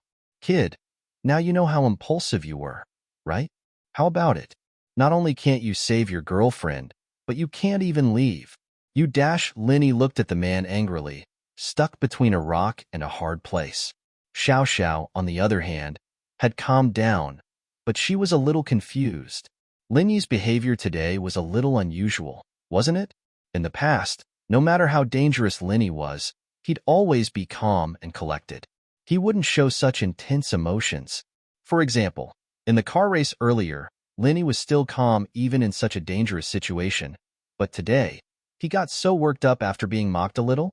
This was different from the Lin Yi she remembered. And so, Xiao Xiao started suspecting that Lin Yi was doing this on purpose. Did he have a reason for doing this? At that thought, Xiao Xiao was pretty sure that Lin Yi was doing this on purpose, trying to achieve some sort of goal. If that was the case, Xiao Xiao wouldn't expose Lin Yi, and she wouldn't react differently from before. She'd try her best to cooperate with Lin Yi. Lin Yi, honey, leave. I don't have long to live anyways. It doesn't matter if I die. Don't worry. If he dares touch me, I'll kill him. Xiao Xiao said. Shut up, girl. The man glared at Xiao Xiao, annoyed. This girl was so annoying, always nagging. Go, Lin Yi, honey, go. Don't worry about me. Xiao Xiao didn't listen to the man at all, continuing to scream. You fucking shut up. The man was going crazy, and he grabbed the towel and stuffed it into Xiao Xiao's mouth. Wah! Xiao Xiao let out a series of meaningless noises. It's finally quiet. The man dug his ear with his hand and looked at Lin Yi. All right, kid. We can start our game now. What game? Lin Yi asked. Suicide game. The man's lips curved into a mocking smile as he pulled out a long knife from a bag beside the sofa and kicked it in front of Lin Yi. Suicide game? Lin Yi frowned as he looked at the long saber by his feet and asked in confusion, Brat, don't play dumb with me. Don't think I don't know what you're thinking. The man looked at Lin Yi mockingly and said with a smile, Although your acting is not bad, I didn't believe you from the beginning. Dying on the same day, same month, same year? Pledging undying love? That's pretty touching, isn't it? You idiot, do you think I believe you? I'm just playing with you. Lin Yi's face darkened. He underestimated this man's intellect. It seemed like this guy didn't believe him at all. What? Did I see through you? Not talking anymore? The man humphed, pleased with himself. Let me tell you, you're still too young to play this shit in front of me. I believe you when you say you're this girl's boyfriend, but I don't believe you want to die with her. There are so many police down there. How could they let a normal person like you up here? Don't think I don't know who let you up here and how much responsibility you have to bear. What are you trying to say? Just say it. Don't waste my time. Lin Yi said coldly. You don't want to listen anymore? But I want to finish. I'd be letting myself down if I don't show off my amazing reasoning skills. The man continued. So the only possibility is that you're a police or a member of the Supernatural Investigation Department, and at the same time, you're this girl's boyfriend. You didn't come up here to die with her. You wanted to take me down. If I guessed correctly, you wanted to step forward in an instant and dislocate my lower body, right? So that I couldn't bite the poison and commit suicide? Humph. Lin Yi humphed noncommittally. Let me tell you. Luckily you didn't do that, otherwise, you would be dead. The man said proudly, My poison is hidden in the upper part of the mouth. As long as you lick it with your tongue, it will break. It has nothing to do with the teeth. Humph. Lin Yi replied with a cold humph. How about it? You have nothing to say, right? Your little trick is nothing in front of me. The man looked at Lin Yi contemptuously. Idiot. You want to deal with me? Go practice for another 10 years. Are you done with your nonsense? What do you want to do? Lin Yi asked impatiently. I broke your hope. Is it painful? Do you regret coming up? But there is no medicine for regret in this world. It's useless for you to regret. The man looked at Lin Yi and smiled. How about it? You feel aggrieved, right? Are you done? Lin Yi interrupted him. If you have something to say, say it. Since you are so eager to die, then I will fulfill your wish. The man sneered and said with some displeasure, I wanted to let you live a little longer, but you don't cherish this opportunity. Then I can't do anything about it. What do you mean? Lin Yi asked. Do you see the long knife on the ground? Now we are playing a suicide game. The man pointed to the long knife in front of Lin Yi and said, Now you pick it up and then insert it into your heart. Don't tell me you don't know where your heart is. Take off your clothes and stand in front of me and insert it. Insert it from head to toe. Insert it through your heart. You mean you want me to commit suicide? Lin Yi asked as he looked at the long knife on the ground. Nonsense, don't you understand? The man said with some displeasure, You are the one who wants to die. Who can you blame? Chapter 1238. There is nothing to be done, you will do it, the man said faintly. I'm not a suicide warrior. Are you sure you're not mistaken? Although I can't do anything to you, you don't have the right to ask me to do anything, do you? Don't forget, before your second head in charge is released, you won't set off the bomb easily. Lin Yi retorted. You're right about this. The man was calm and unruffled as if victory was in his grasp. But can I play with your wife? If you don't do as I say, I'll do it right now. You. Lin Yi's eyes were red as he looked at the man, his eyes almost shooting fire. Don't go too far. So what if I bully you? What can you do to me? The man looked at Lin Yi shamelessly. If you're going to die, hurry up and die. I told you I wanted to play a suicide game, but you didn't understand. Who can you blame? If I knew this was going to happen, I would have just said a few more words.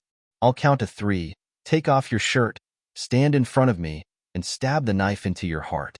Otherwise, don't blame me for doing something to your girlfriend. Wah! Xiao Xiao was really panicking now. No matter what Lin Yi's original intentions were, the situation had clearly deviated from its original path. The man clearly wanted to kill Lin Yi, and if Lin Yi really did as the man said, would he be able to live? Would he be able to live with a knife in his heart? How could Xiao Xiao let Lin Yi do something stupid? But she couldn't say a word, and could only make some meaningless noises. Lin Yi took a deep breath and looked up at the man, his face serious. If I do as you say, will you let Xiao Xiao go? Won't touch her? Yes. I'm not a good person, but I have a good reputation. The man nodded. If Uncle Feng releases your second head in charge, will you let Xiao Xiao go and let her leave safely? Lin Yi asked. Of course. The man said, if your people really let second headkeeper go, once he is out of danger, he will contact me and I will release Xiao Xiao. Don't worry.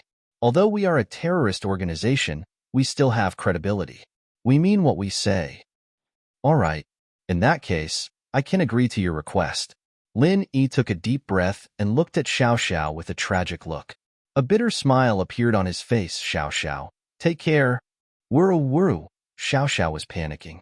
She tried her best to get the towel out of her mouth, but how could she spit it out? Lin Yi smiled and nodded to Xiao Xiao as he started unbuttoning his shirt. I'm taking off my clothes. Can it be inserted from the outside? Take it off. I need to see where your heart is. The man was obviously worried about Lin Yi. He was afraid that Lin Yi would play some tricks. Lin Yi didn't say anything and continued to unbutton his shirt.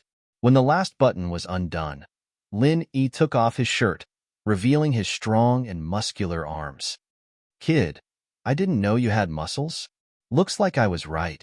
You are the police or someone from the investigation department. The man said proudly, how can a normal person have such strong muscles? Humph. Lin Yi humphed and didn't say anything else. He just threw his shirt on the ground. Not bad. Looks like you are quite obedient. Now pick up the sword in front of you and end your own life. The man nodded in satisfaction. Lin Yi didn't say anything else. He silently picked up the sword from the ground and held it in his hand as if he was checking its sharpness. Come closer and kill yourself in front of me. The man ordered Lin Yi. Lin Yi held the sword and walked closer obediently. Okay, now raise the sword and stab it into your own heart.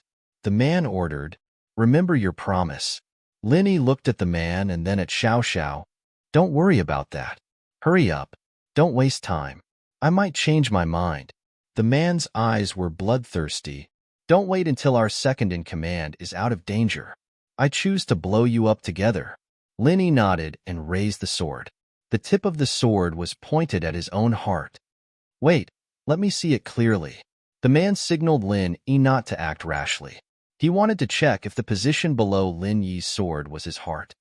I can still tell where the heart is, Lin Yi said faintly. Not bad. It's here. The man nodded, satisfied. Woo. Xiao Xiao was panicking. She didn't think that Lin Yi would really choose to kill himself. Why would Lin Yi do this? No, absolutely not. She wasn't worth Lin Yi doing so much for her. Xiao Xiao's tears came out of her eyes. She was a girl who didn't cry easily, but at this moment, she couldn't hold back her tears. She was someone who was about to die. How could she be worth Lin Yi doing this? Plus, her motive for getting together with Lin Yi wasn't pure. She dated Lin Yi with the intention of getting back at Lin Yi. She was someone who deserved to be punished, but she dragged Lin Yi down with her. No, absolutely not. But other than the meaningless syllables that came out of Xiao Xiao's mouth, she couldn't say a complete sentence. This scene is very touching, isn't it? The man looked at Xiao Xiao's heartbroken face, and his smile widened. Kid, let's begin. Lin Yi nodded and raised the sword, aiming it at his heart, and stabbed it in.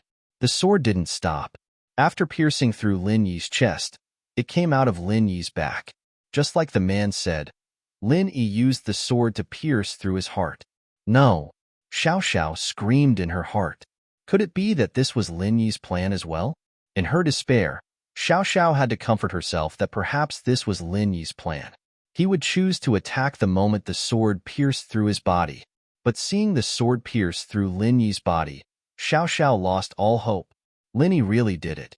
He really chose to kill himself. Why did he do this? Why did he have to do this? Chapter 1239. Taking every possibility into consideration, Lin Yi's body slowly fell forward as the blade pierced into his body. Ha ha ha ha. What an infatuated kid. This feels so good. The man laughed maniacally as he watched Lin Yi plunge the knife into his own heart. However, his laughter came to an abrupt halt after a few laughs. Not only did his laughter stop, but he realized to his shock that he couldn't close his mouth and his tongue couldn't move. His entire body couldn't move at all. It was as if someone had cast a spell on him. He sat on the sofa, not moving, not even his eyes. His entire nervous system seemed to have malfunctioned, and there wasn't a single part of his body that could move. In front of him, Lin Yi, who was about to fall to the ground, suddenly stood up. The blade was still in Lin Yi's chest, but he wasn't in a rush to pull it out. Instead, he smiled at the man in front of him, looking at him with the same look of disdain as before. He said faintly, "What? You can't move? You can't even kill yourself with poison, can you? Because you can't move your tongue, right? There isn't a single part of your body that can move, right? Isn't that weird?" The man couldn't speak, but from the look of shock in his eyes, Lin Yi had hit the nail on the head. But Lin Yi wasn't in a rush to answer the man's question. He walked over and took the towel out of Xiao Xiao's mouth. Xiao Xiao regained her ability to speak, and the first thing she said was, "Lin Yi, honey, your blade. Haha, Xiao Xiao, your husband won't die that easily. I was the one who lied to this guy. He was playing me, and I was playing him too." Lin Yi looked at the man and said mockingly, "Idiot, I let you see that I was acting, didn't you know? If I don't have any skills, if I'm crazy, would I come up here to die?" The man's eyes spat out flames as if he wanted to burn Lin Yi to death. However, he couldn't move. He couldn't move at all. "You're very angry and nervous right now. Your heart is beating very fast, so the explosives can't go off," Lin Yi said, looking at the man calmly. Phew. The man let out a breath. After hearing Lin Yi's words, he tried his best to calm his emotions and slow down his heartbeat so that he could kill Lin Yi. However, Lin Yi shook his hand, and a silver needle flew into the man's body. The man's heart beat quickly and powerfully. "Sorry, I'm a medical student." Lin Yi shrugged and said innocently, "This injection of mine is even more effective than a cardiac stimulant. In a short period of time, your heart's function will be abnormally good." The man was about to explode, but he finally understood what Xiao Xiao was feeling. He couldn't move, couldn't speak. "Thank you for telling me the location of the poison in your mouth and the secret to activating the remote." Lin Yi smiled. "If you didn't tell me yourself, I wouldn't even know how to do it. Now that you've told me everything, it's saved me a lot of trouble. Do you regret it? You want to play my wife? Let's see who's playing who now." But there's no medicine for regret in this world. It's useless even if you regret it. Running into someone as strong as my husband is a dead end. Xiao Xiao chimed in, pleased with herself. Lin Yi and Xiao Xiao, one after another, returned all the words the man had said to him. This made the man so angry he was about to explode. Phew! The man spat out another mouthful of air, his eyes filled with rage. Lin Yi ignored him and quickly dug out a small poison sac from the man's mouth. He threw it on the ground and said, "You wanted to bite me to death just now, didn't you? But unfortunately, I've sealed your acupuncture points. You can't move." The moment Lin Yi's body fell, a bunch of needles flew out from Lin Yi's hands, piercing right into the man's acupuncture points. The moment Lin Yi fell was the moment the man's nerves were at their most relaxed. At that moment, his mind was filled with the joy of Lin Yi's death, and he temporarily forgot his guard. To the man, a man with his heart pierced through was already a dead man, so it made sense that he wouldn't be on guard. But he never would have thought that there was a long knife in Lin Yi's body, and that the knife had pierced through Lin Yi's heart and his entire chest. But Lin Yi wasn't dead. Not only was he not dead, but he was even able to seal his acupuncture points with needles, and he was still talking and laughing as if nothing had happened. If it weren't for the knife still in Lin Yi's body, the man would have thought it was magic. All right, you can speak now. Lin Yi removed one of the needles, restoring the man's ability to speak.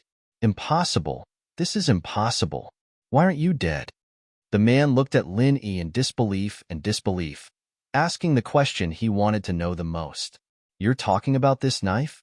Lin Yi moved slightly and pulled out the knife from his body, and the wound on Lin Yi's chest not only didn't spurt out blood, but it was also healing at a speed visible to the naked eye. No. Impossible. You're not human. The man looked at the changes on Lin Yi's body, and his eyes widened in horror. Was he even human? The wound was healing so quickly. How is that possible? I'm a practitioner, and I'm at the peak of mid-phase mystic division. Lin Yi seemed to think that the man was a little surprised. Of course, I'm a little stronger than other practitioners. I can heal injuries in my body, like stabbing my heart with a knife. As long as it's not minced, then I can heal it. No problem at all. So, next time, you should order me to mince my heart. But there won't be a next time. And even if you order me to mince my heart, I'll heal it while I'm mincing it. As long as my healing ability is better, it'll still be fine. You're a monster. The man was completely speechless this time. He'd calculated everything, but he'd neglected Lin Yi's inhuman body. Facing someone like this, it wasn't a waste to lose. But the man said, "You don't dare to kill me. But do you dare to kill me? If I die, you'll die too." "Oh, I was just about to solve this problem," Lin Yi said faintly. "You know too much. In order to keep it a secret, I have to kill you." Chapter 1240. Chapter 1238. Defusing danger. The man's chest was cut open by Lin Yi, but Lin Yi wouldn't kill him, because the man's death would cause the remote control in his body to detonate the explosives here. Lin Yi naturally wouldn't be so reckless. Ouch! The man suddenly screamed in pain. The pain of his chest being cut open was unbearable. He was a man of sacrifice. He wasn't afraid of death, but that didn't mean he wasn't afraid of pain. "Do you feel good now? Didn't you want to play a suicide game?" Lin Yi didn't care about the man's screams. He quickly opened the man's chest. This level of surgery was a piece of cake for Lin Yi. "You're not human." The man screamed loudly. He was regretting it now. What kind of suicidal game was this? If he knew that he would suffer like this, he would have killed himself with poison and blown this pervert to death. But now, other than talking, he couldn't even move. How could he talk about suicide? "Do you want to die now?" Lin Yi asked calmly. "No problem. You'll die as you wish in a while. When I take out the remote control, you can die." The man knew that nothing he said would help. He would only be laughed at by Lin Yi, so he simply closed his eyes and didn't say a word. Lin Yi quickly found the remote control for the explosives in the man's chest. The remote control was very sophisticated. It seemed to be the most advanced technology at the moment. It used the pulse around the heart to activate the remote control. Come to think of it, the technology of a famous international criminal organization shouldn't be underestimated. Lin Yi had heard of the Red Conch before, but he didn't have any dealings with them. Most of Lin Yi's previous missions were the kind where he worked for money. It wasn't surprising that he didn't specifically encounter the Red Conch. But now, this remote control device made Lin Yi's expression a little solemn. If he wanted to make the remote control malfunction, he had to destroy its power supply or transmission device. However, this was not a difficult thing for Lin Yi. Lin Yi reached out and grabbed one end of the remote control device. The jade pendant on his chest began to fluctuate. It seemed that this position was dangerous. If Lin Yi squeezed it, it might detonate the bomb. Lin Yi changed his position, but the warning from the jade pendant was still there. Lin Yi was not in a hurry. He changed his position one by one until the jade pendant stopped warning him. Lin Yi did not hesitate to pinch it. The sound of metal breaking could be heard. Half of the remote was crushed by Lin Yi's palm.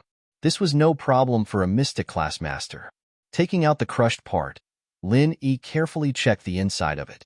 As expected, it was the wireless transmission device. This part of the circuit was crushed by Lin Yi. Even if the remote was activated, it would be like a toothless tiger, unable to hurt people. Even if the remote was activated, there would be no danger. Lin Yi casually pulled the rest of the remote control device from the man's heart. He did not care about his life or death. This kind of man of sacrifice had no value. It was impossible to get any useful information from him.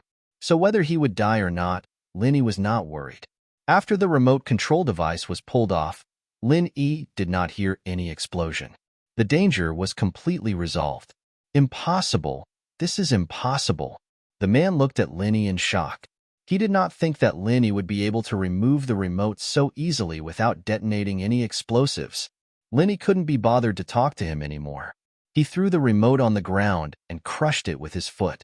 He then used his knife to cut off the ropes around Xiao Xiao's limbs and body.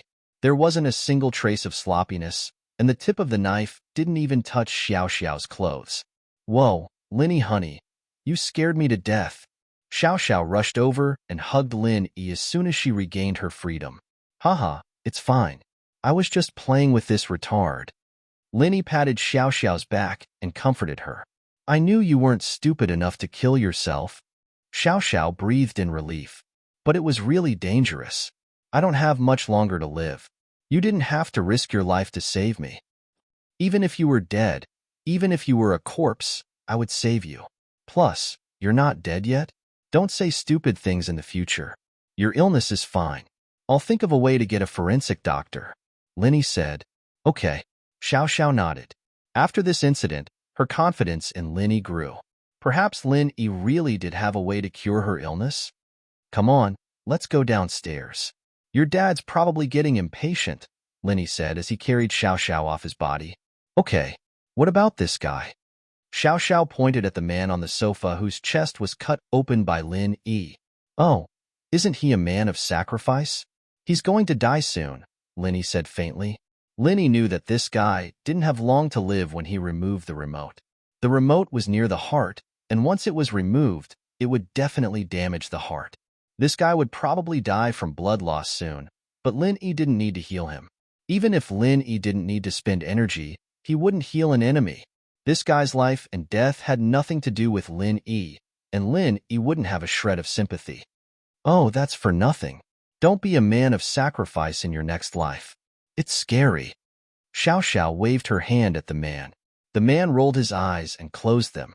He knew, and he had a premonition, that his life was coming to an end. At this moment, he felt a sense of panic that he had never felt before. This was a feeling he had never felt since he was raised as a death warrior. For the first time, he didn't want to die, but there was nothing he could do. There was no way Lin Yi could save him. This time, he was going to die for sure. With regret and unwillingness, the man closed his eyes. Lin Yi brought Xiao Xiao downstairs, not even looking back at the man. This guy was just a passerby in Lin Yi's life. When he fell in front of Lin Yi didn't even bother to say a word. When Lin Yi held Xiao Xiao's hand and walked out of the door, the police and people from the investigation department were all shocked. Lin Yi really did save Xiao Xiao in a dangerous situation like this, and he did it so calmly, without a hint of panic on his face. Step by step, he walked out of the building. Chapter 1241. Chapter 1239. Lin Yi's suggestion then. How did Lin Yi do it? He controlled the Death Warrior and didn't kill him? But how could Lin Yi guarantee that the Death Warrior wouldn't commit suicide? And now, where was the Death Warrior? These questions formed a chain in everyone's mind. But this wasn't the time to ask. The only thing they could do was to report to their superiors. The police immediately called Lingshan and told her about the situation, and the people from the investigation department immediately reported it to Tianlong. When Lingshan and Feng Tianlong found out that Lin Yi and Xiao Xiao walked out of the building safely, they were both shocked. Lin Yi really did it? Feng Tianlong didn't even bother to say goodbye to Lingshan as he quickly ran towards the A16 building. Captain Feng, you're not taking the car? Li Yifeng didn't expect Feng Tianlong to run and quickly caught up. I'm not driving, it's troublesome. Feng Tianlong said as he ran. I used to be a good member of the investigation department, an ace. My body was quite strong. That's true, Captain Feng. You're a good member now too. Li Yifeng ran with Feng Tianlong. Lingshan, on the other hand, relaxed after receiving the news. She wasn't in a rush to see Lin Yi and Xiao Xiao anymore. After all, she couldn't show her concern for Lin Yi too obviously. She was relieved now that she knew. Captain Song, we're not going to take a look? Lu Wangli knew about the relationship between Lingshan and Lin Yi, so he asked softly. No need to ask. You take a team and help the investigation department to remove the explosives, then send the refugees back to their homes. Lingshan waved her hand. Lin Yi and Xiao Xiao had just gone through a life and death situation. He probably didn't have time to take care of her, so Lingshan didn't want to join in the fun.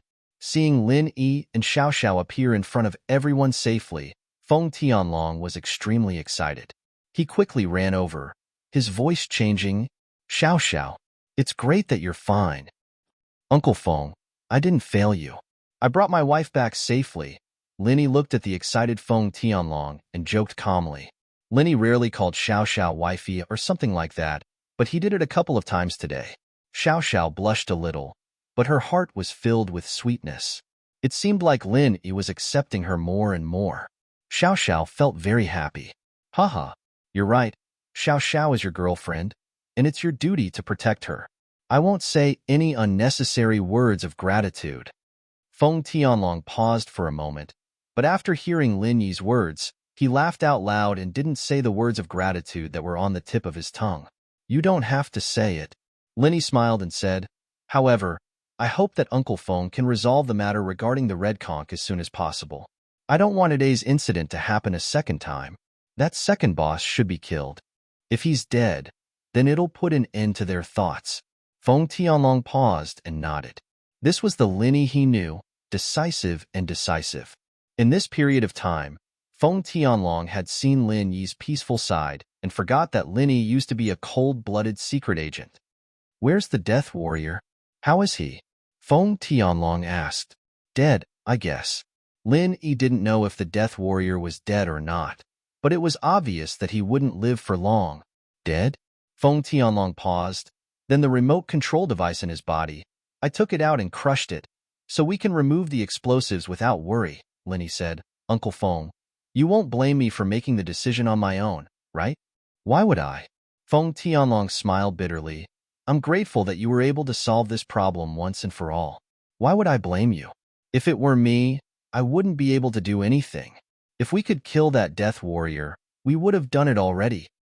Of course, Lin Yi honey is amazing, Xiao Xiao said proudly. In the past, when she was young, Xiao Xiao would sometimes worship her father, thinking that he was amazing. But now, that worship had shifted to Lin Yi. Huh. Yeah, if Lin Yi stayed in the department, he'd definitely be more outstanding than me. Feng Tianlong didn't mind and sighed. All right, Uncle Feng, I'll leave the things here to you. Xiao Xiao, you can stay at my house for now. Lin Yi had this idea before, but Xiao Xiao rejected it.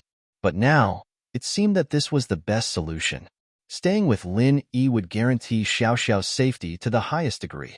Who knew if the Red Conches would come up with other tricks after this incident? Even if they killed the second head in charge, would they come back for revenge? All of this was hard to say, and so the only thing he could do in the face of unknown danger was to keep the danger to a minimum. Everything was in his hands. That was the only way he could ensure Xiao Xiao's safety. Of course, but Miss Chu. Tianlong was worried about Meng Yao.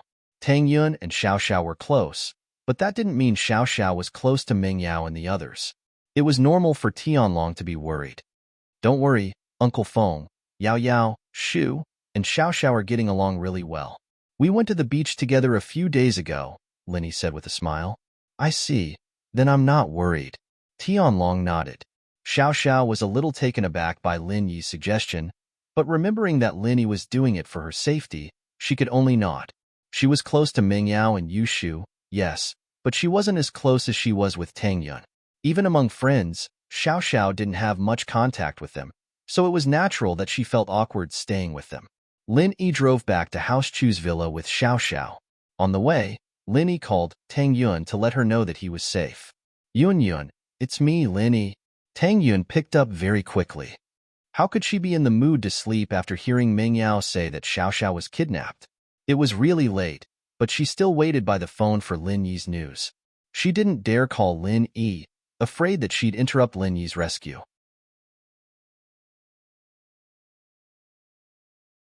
Chapter 1242. Chapter 1240. Tang and Feng's phone. Tang Yun asked a bunch of questions at once, showing how worried she was. Xiao Xiao and I are fine, don't worry. We're on the way home, and I'm planning to let Xiao Xiao stay with Yao Yao for a while. One, it's for her safety, and the other is for her illness. If she suddenly gets sick, I'll be able to take care of her. Linny said. Oh, let Xiao Xiao stay with you? That's a good idea.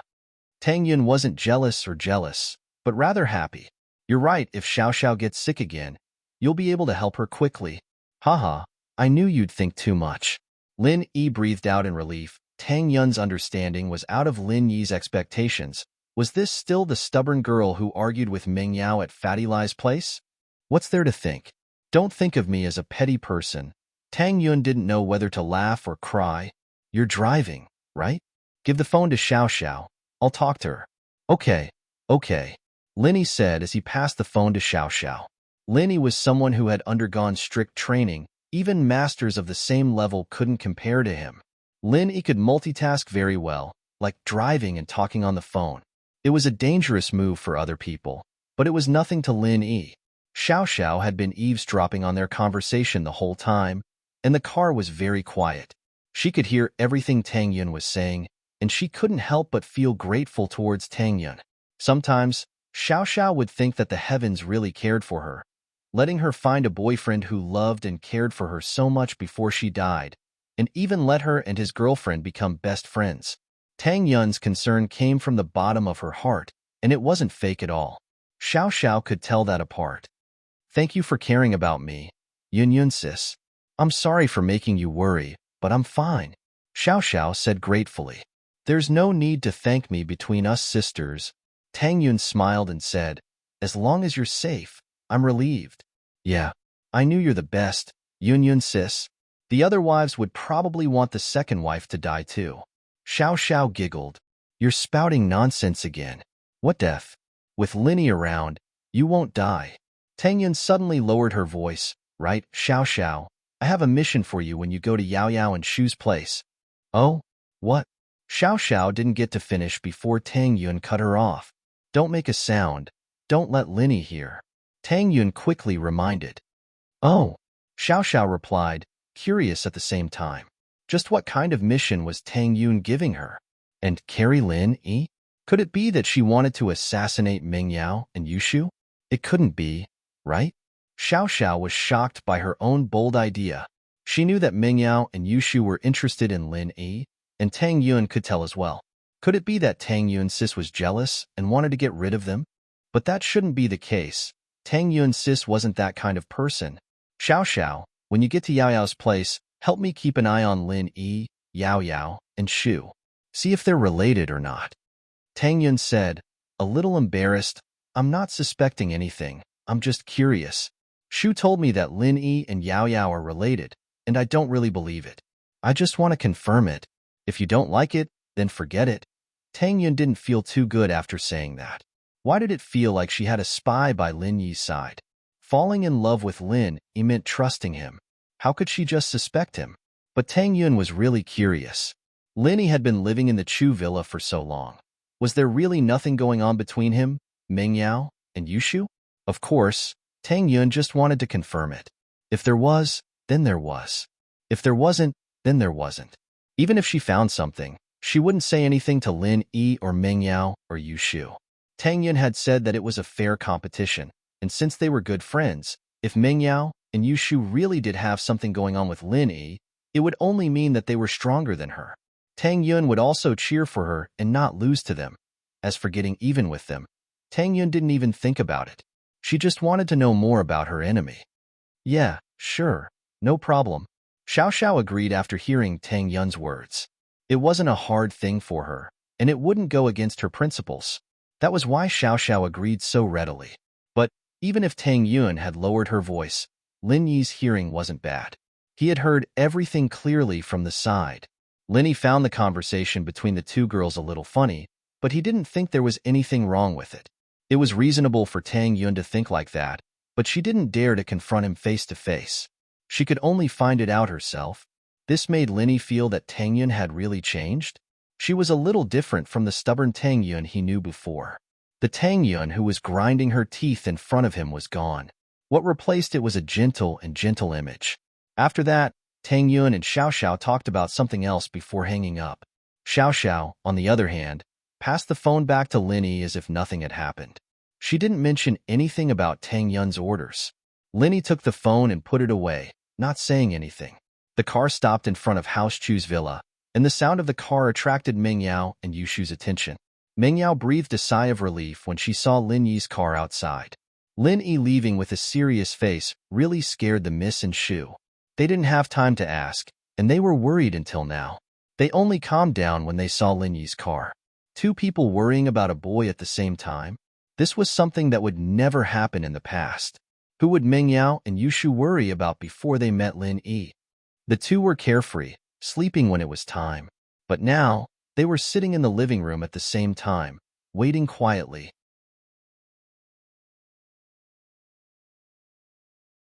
Chapter 1243. Releasing the news early, find out more about Su Shirhan. See if she's planning to hold a concert soon. Meng Yao, naturally, wouldn't admit that she was worried about Lin Yi. Yao Yao, didn't we look for her already? You've been sitting in the living room all this time? Yushu didn't hold back at all, exposing Meng Yao's lies all the time. I just rested for a bit. Meng Yao glared at Yushu and yawned. Haha, let me introduce a guest to you guys. She'll be staying here tonight. Linny said as he opened the door and pulled Xiao Xiao out. Xiao Xiao didn't dare get out before, not knowing if Meng Yao would welcome her or not. Guest? The miss paused, but a smile appeared on her face when she saw Xiao Xiao. Xiao Xiao, why didn't you get out? Welcome. Welcome, welcome, welcome. Yushu clapped her hands happily. With a playmate like Xiao Xiao in the villa, they wouldn't be lonely in the future. Whether it was Meng Yao or Yushu, they didn't see Xiao Xiao as their enemy. Because of Xiao Xiao's condition, Meng Yao and Yushu had accepted her a long time ago. No matter how well Lin Yi treated her, she wouldn't become their love rival.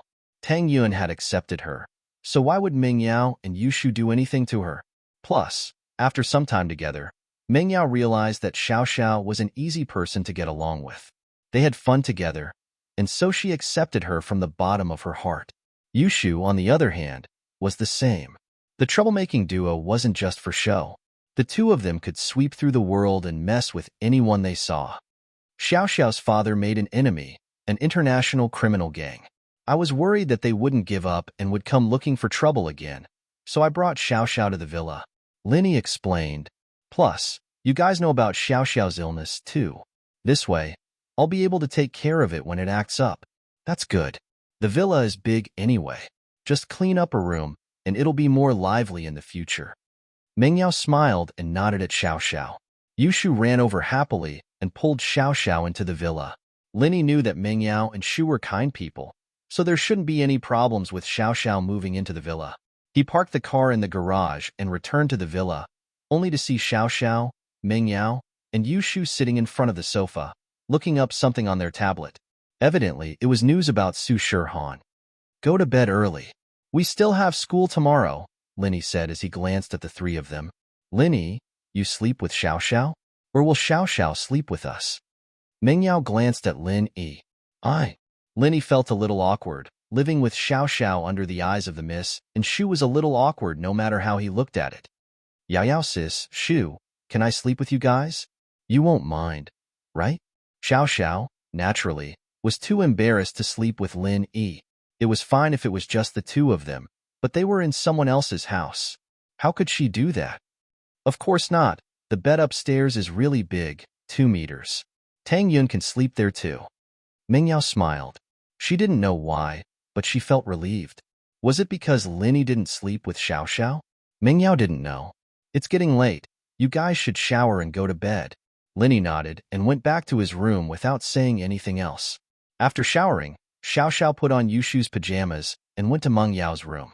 She thought it would be awkward, but the room was very warm. Meng Yao and Yushu weren't overly enthusiastic either, and Meng Yao only waved her hand casually. Xiao Xiao, come quick. Su Shirhan's official fan club just posted an announcement on their official website. According to reliable sources, Su Shirhan has plans to go on a concert tour soon. Really? Who knows if it's real or not? You can't really believe a post on a fan club, right? Xiao Xiao didn't feel awkward anymore after hearing Meng Yao's words. She ran to the bed and squeezed with Yushu, looking at the tablet in Meng Yao's hand. Who knows? But it shouldn't be a scam, right? Look at this ID. It's really high-leveled. An honorary moderator. Meng Yao pointed at the poster on the tablet. It's true. Xiao Xiao nodded, a little surprised. Does this mean that the news might be true? It's possible. We'll get the confirmation tomorrow, Meng Yao said. After reading the post, the three laid on the bed and watched a part of Shirhan's MV before turning off the lights and going to sleep. Everything was so natural, as if the three of them had been living together all along, and Xiao Xiao didn't have to worry too much about it. Su Shirhan looked at Wang Sis, who was busy in front of the computer, and walked over curiously. Su Shirhan was no different from a normal girl, curious, active, and lively, just like a normal person. Wang Sis, what are you busy with? Su Shirhan looked at the screen in front of Wang Sis, surprised. Wang Sis, why are you on my fan club website? I'm going to make a post, release some news first, just in case I make a decision, Wang Sis said. Post? What post? Su Shirhan looked at the screen curiously. Wang Sis, isn't that your honorary moderator ID? Why are you saying I'm going to have a concert? You don't have any plans for it recently? Now that you have plans, doesn't that mean you do? Wang Sis smiled. These few days, you might actually have a concert tour. Why? Su Shirhan was confused. Wang Sis, it's not like you don't know that my headache will flare up from time to time. If it happens during the concert, it'll be hard to explain. Su Shirhan had this weird headache, and this was the reason why she didn't participate in public performances often. Even if she had concerts, it was only when she was forced to do so by the company. She didn't cooperate with any other entertainment companies or departments. This was also because she didn't want her headache to spread to the public.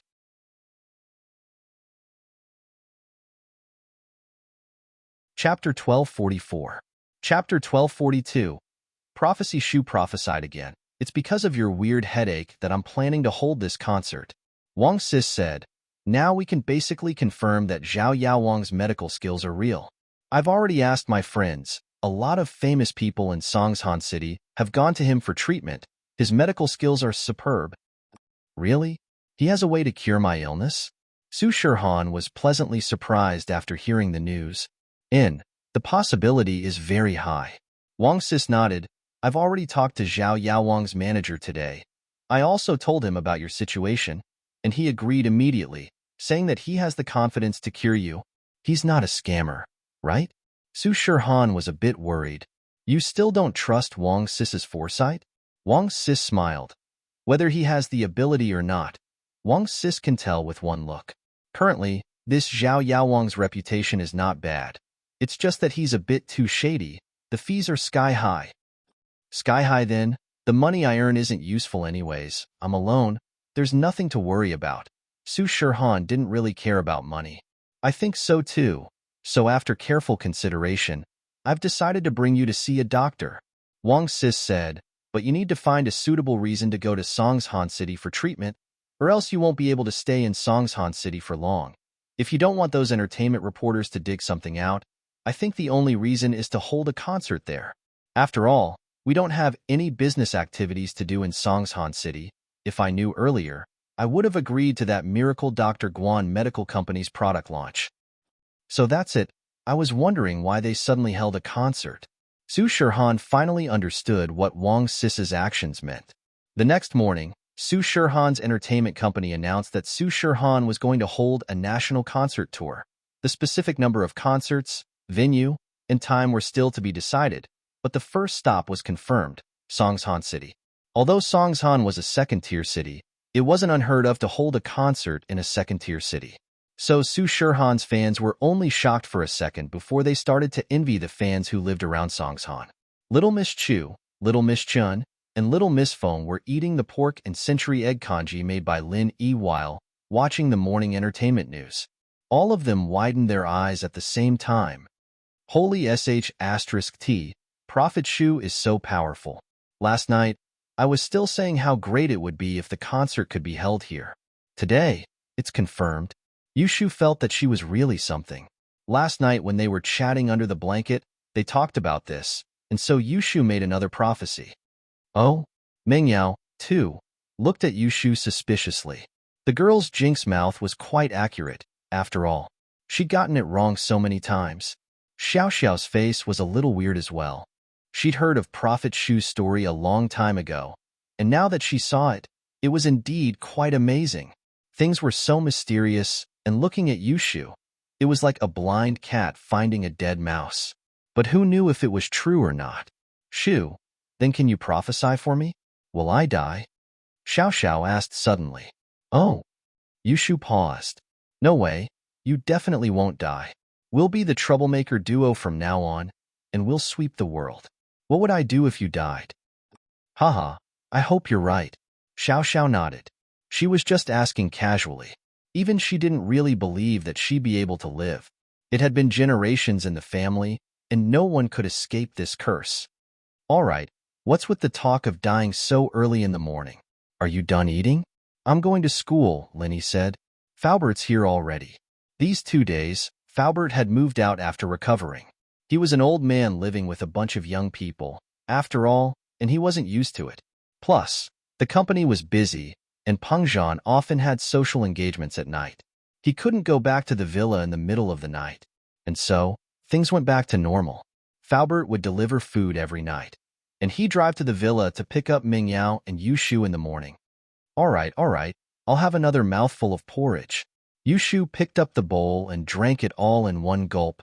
Linny, where are we going today? Mingyao asked as she looked at Xiao Xiao.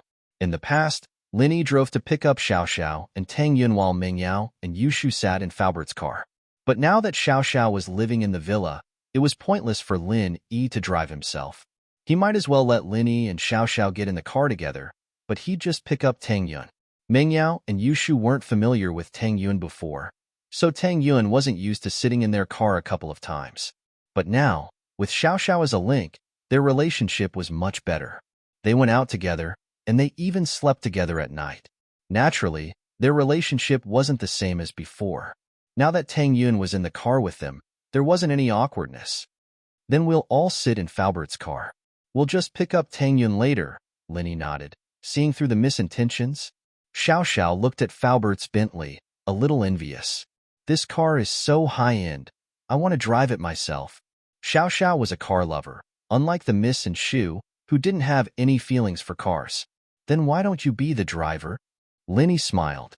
Linny was a lot more easygoing now. He didn't have to worry about anything anymore. Ever since he resigned, Linny's relationship with the Miss, Shu, and Faubert had gotten a lot better. Linny was still a bodyguard and follower in name, but it could be seen that both Mingyao and Yushu treated him as a friend. Faubert, on the other hand, treated Lin Yi as his savior. Naturally, Faubert wouldn't reject Lin Yi's suggestion. Miss Feng should drive? No, this car's too big. I'm afraid I can't control it well. Xiao Xiao stuck out her tongue and sat in the back. Let's wait for the weekend. Let Faubert drive the car over, and we'll go practice in an open space. Linny smiled.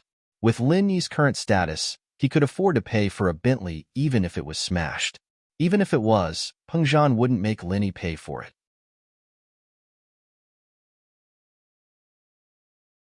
Chapter 1245. Chapter 1243, New Master of Songs Han In. Let's go pick up Tang Yun first. But she moved to 528, Changdong Avenue, Changxiang Garden, Linny said to Faubert. Okay, Mr. Lin. Faubert nodded. There was no need to tell Faubert where to go. To Faubert, who was extremely familiar with Songshan City, Lin Yi was a living navigator. Linny gave Tang Yun a call. Yun, I'll take Faubert's car to pick you up today. You just need to get ready to go. Faubert's car? Then I'll wait for you at the bus stop in front of the district. Faubert's car is pretty big, and it's not easy to drive in the district. Nowadays, a lot of people dump their trash on the roads. Tang Yun said after some thought. That's fine. Let's meet at the bus stop then. Linny nodded and didn't force the issue. He had felt it when he sent Tang Yun home yesterday. Many residents had left their trash on the road, and they hadn't had time to move it away. It was quite difficult for cars to pass through. Small cars could still handle it, but big cars would get scratched. Tang Yun hung up the phone and grabbed her bag to go downstairs. Mrs. Tang caught up to her. Yun Yun, was that N? Tang Yun replied. I made roasted chicken drumstick. Can you bring him a box to try? He's not here at our house, so we'll make up for it. Mrs. Tang took the lunchbox and passed it to Tang Yun. Okay. Tang Yun thought about it and took it. Recently, she had been eating in the school cafeteria, but since it was a single room, it was fine to bring her own food. Tang Yun took the lunchbox to the bus stop and waited for Lin Yi's arrival. Waiting for her boyfriend to pick her up to go to school was something Tang Yun didn't even dare to think about in the past. Dating in the third year of high school? How was that possible? But now, Tang Yun accepted it naturally and gladly. The relationship between a man and a woman that she thought was shameless in the past was now sweet. Tang Yun realized that her attitude had changed. The road and bus stop in front of the district were newly built, clean, and beautiful. Tang Yun never thought that she would move from the slums to a high-class district like this. I wonder how my neighbors in the shantytown are doing now. However, under Lin Yi's intervention, the residents of the slums finally received a high compensation from Zhao Qibing. It was the last good deed Tang Yun did for them. In the future, they would have to rely on themselves. He could help them for a while, but he couldn't help them forever. Moreover, he still had to trouble Lin Yi. Beauty, are you waiting for the bus? Do you want me to give you a ride? A black Ferrari stopped in front of Tang Yun. Inside the window of the car was a young man who looked like a rich young master.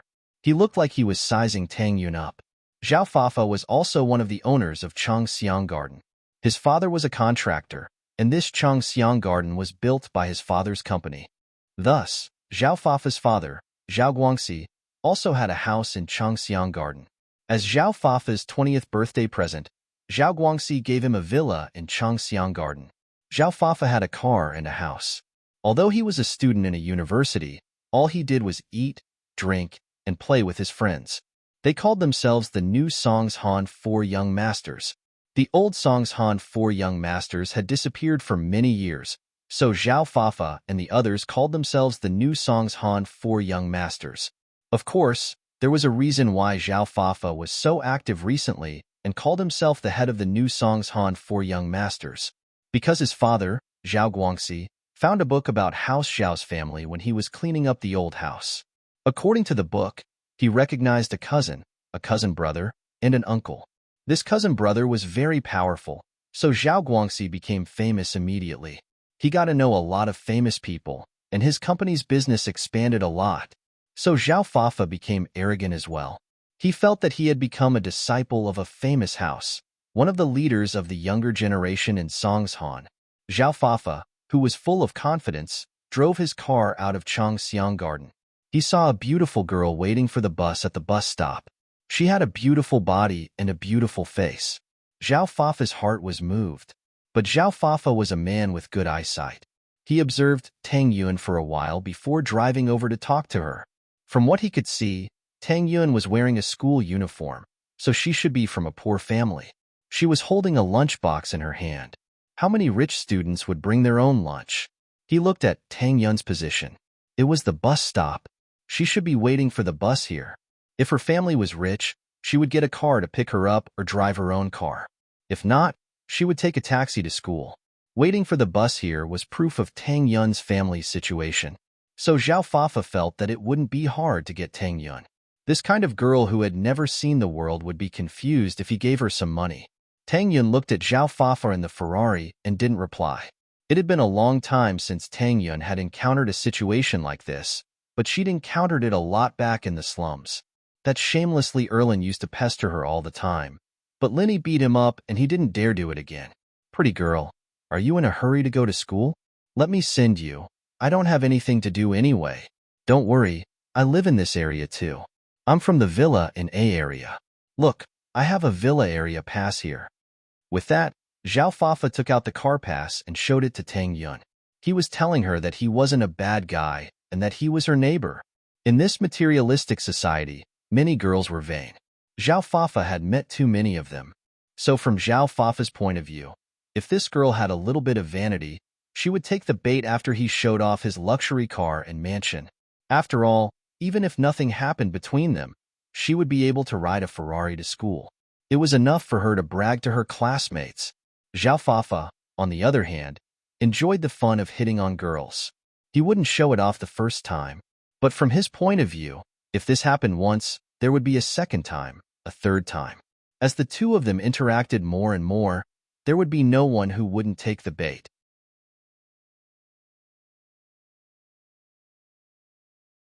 Chapter 1246. A warning, however. It was obvious that Tang Yun had underestimated the character of the person in front of her. Seeing that he was asking so many questions, Tang Yun could only impatiently explain. No need. Thank you for your kindness.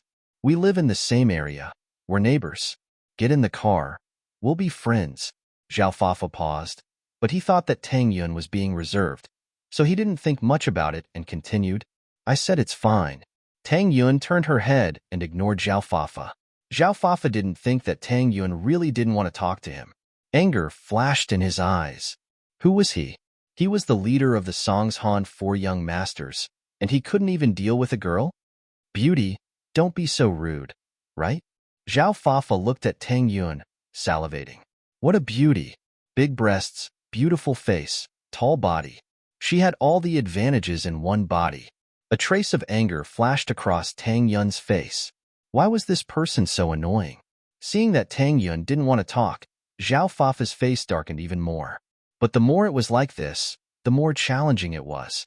Picking up girls wasn't challenging at all, and he pushed them down easily. Plus, the girls he slept with weren't virgins, so Zhao Fafa didn't have any sense of achievement, and he didn't treasure it. But now, Zhao Fafa was guessing that this girl was still a virgin after seeing Tang Yun's behavior. That would be great. Just when Zhao Fafa was fantasizing, a Bentley slowly drove over and stopped behind the Ferrari. Linny honey, it seems like someone is pestering Tang Yun sis. Xiao Xiao pointed at the car not far away. Yeah, shield bro, go teach him a lesson. Yu Shu said as if she wanted to see the world in chaos. She loved watching Lin Yi beat people up. Linny got off the car speechlessly. He didn't think that there would be so much trouble on the first day he came to Tang Yun's new home. Back in the slums, after Lin Yi's fame spread, no one dared to cause trouble for Tang Yun. It was the same in school. Linny. Seeing that Linny was here, Tang Yun breathed out in relief. Although they were in public, Tang Yun was afraid that Zhao Fafa would do something overboard. What should she do then? Now that Linny was here, he could save himself some trouble. Yun, what does this kid do? Linny looked at Zhao Fafa and asked. He's also a neighbor in the neighborhood. He insisted on sending me to school. Tang Yun didn't want Lin Yi to have a conflict with others, so she said it lightly. She didn't repeat Zhao Fafa's words. Zhao Fafa looked at Lin Yi, his face cold. Even an idiot could tell that Lin Yi was Tang Yun's boyfriend. Zhao Fafa felt like he was cheated. He thought that she was a pure and innocent girl, but he didn't expect her to be a puppy lover. She already had a boyfriend. However, Zhao Fafa liked to poach other people's girlfriends the most. It was a challenging thing, and it was very important for the four young masters of Songshan. Zhao Fafa got off the car and rolled his eyes. He looked at Lin Yi with disdain. He didn't notice that Lin Yi got off the Bentley behind him. His attention was on Tang Yun. How could he notice anything else? So the Bentley behind was automatically ignored by Zhao Fafa. Kid, you're quite capable, aren't you? Not bad at picking up girls, huh? Zhao Fafa looked at Lin Yi and extended his hand. Let's get to know each other. I'm Zhao Fafa, one of the four young masters of Songshan. Lin Yi didn't want to talk to him at first, but when he heard that he was one of the four young masters of Songshan, he froze. Songshan's four young masters? Zhao Fafa didn't expect Lin Yi to know his name. He felt more confident now. You've heard of my name too? Very well, I'll tell you this. No woman Zhao Fafa, will be able to escape from me. Tang Yun frowned. Why was this guy so shameless? Her boyfriend was here, and he was still talking nonsense. She thought that he was a neighbor, so she gave him some face, but he was getting more and more out of hand. Are you sick in the head? Lin Yi looked at Zhao Fafa. Songshan's four young masters? Which one are you? I know 3 of them, and I've messed with 2 of them. You're the last one? HM? Zhao Fafa froze, then started laughing. Who didn't know how to talk big? Looking at Lin Yi, He couldn't help but mock. You? Stop bragging. Don't bite your tongue. We'll meet again. Look after your girl. Don't cry when I take her away from you. Zhao Fafa was alone today, so he didn't dare to fight with Lin Yi. He warned him and got into the car. This is your car? Lin Yi pointed at the Ferrari. What? Jealous? Zhao Fafa said proudly. You're blocking the road. Lin Yi kicked the Ferrari, and it spun on the road, stopping not far away. On the body of the car, a footprint could be seen clearly. Wah! Zhao Fafa was dumbfounded. At this moment, he forgot to be angry. How did this kid have so much strength? Did he just kick the car away? Was he still human? While Zhao Fafa was still in shock, Lin Yi pulled Tang Yun to the Bentley and got in. The Bentley slowly drove past Zhao Fafa's eyes. What the fuck? Zhao Fafa's eyes were filled with disbelief. Was this kid from a rich family too? Why was he sitting in a Bentley? Zhao Fafa knew how much a Bentley was worth. At least, it was more expensive than his Ferrari. However, the more he looked at others, the more annoyed he was. From his point of view, this Bentley might not be Lin Yi's. It must be his family's. What was this? Didn't his father have a Rolls-Royce? But he had an extra sports car compared to Lin Yi. So, in terms of overall strength, he was stronger than Lin Yi. Snatching a girl from someone like him was more challenging and satisfying. With that thought, Zhao Fafa memorized the Bentley's license plate and prepared to investigate it. As for Tang Yun's background, he wanted to investigate it in the small district. They lived in the same district, so it was easy to get some information.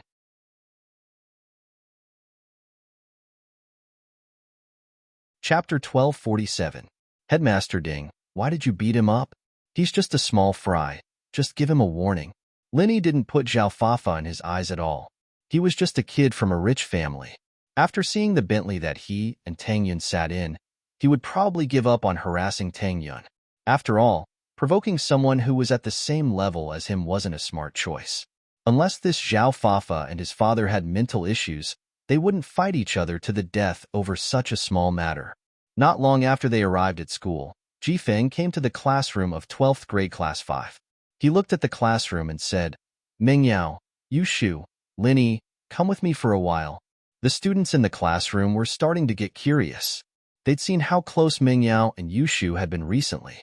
Could it be that Wang Jifeng was looking for them because they had puppy love tendencies? But wasn't Lin Yi a couple with Tang Yun?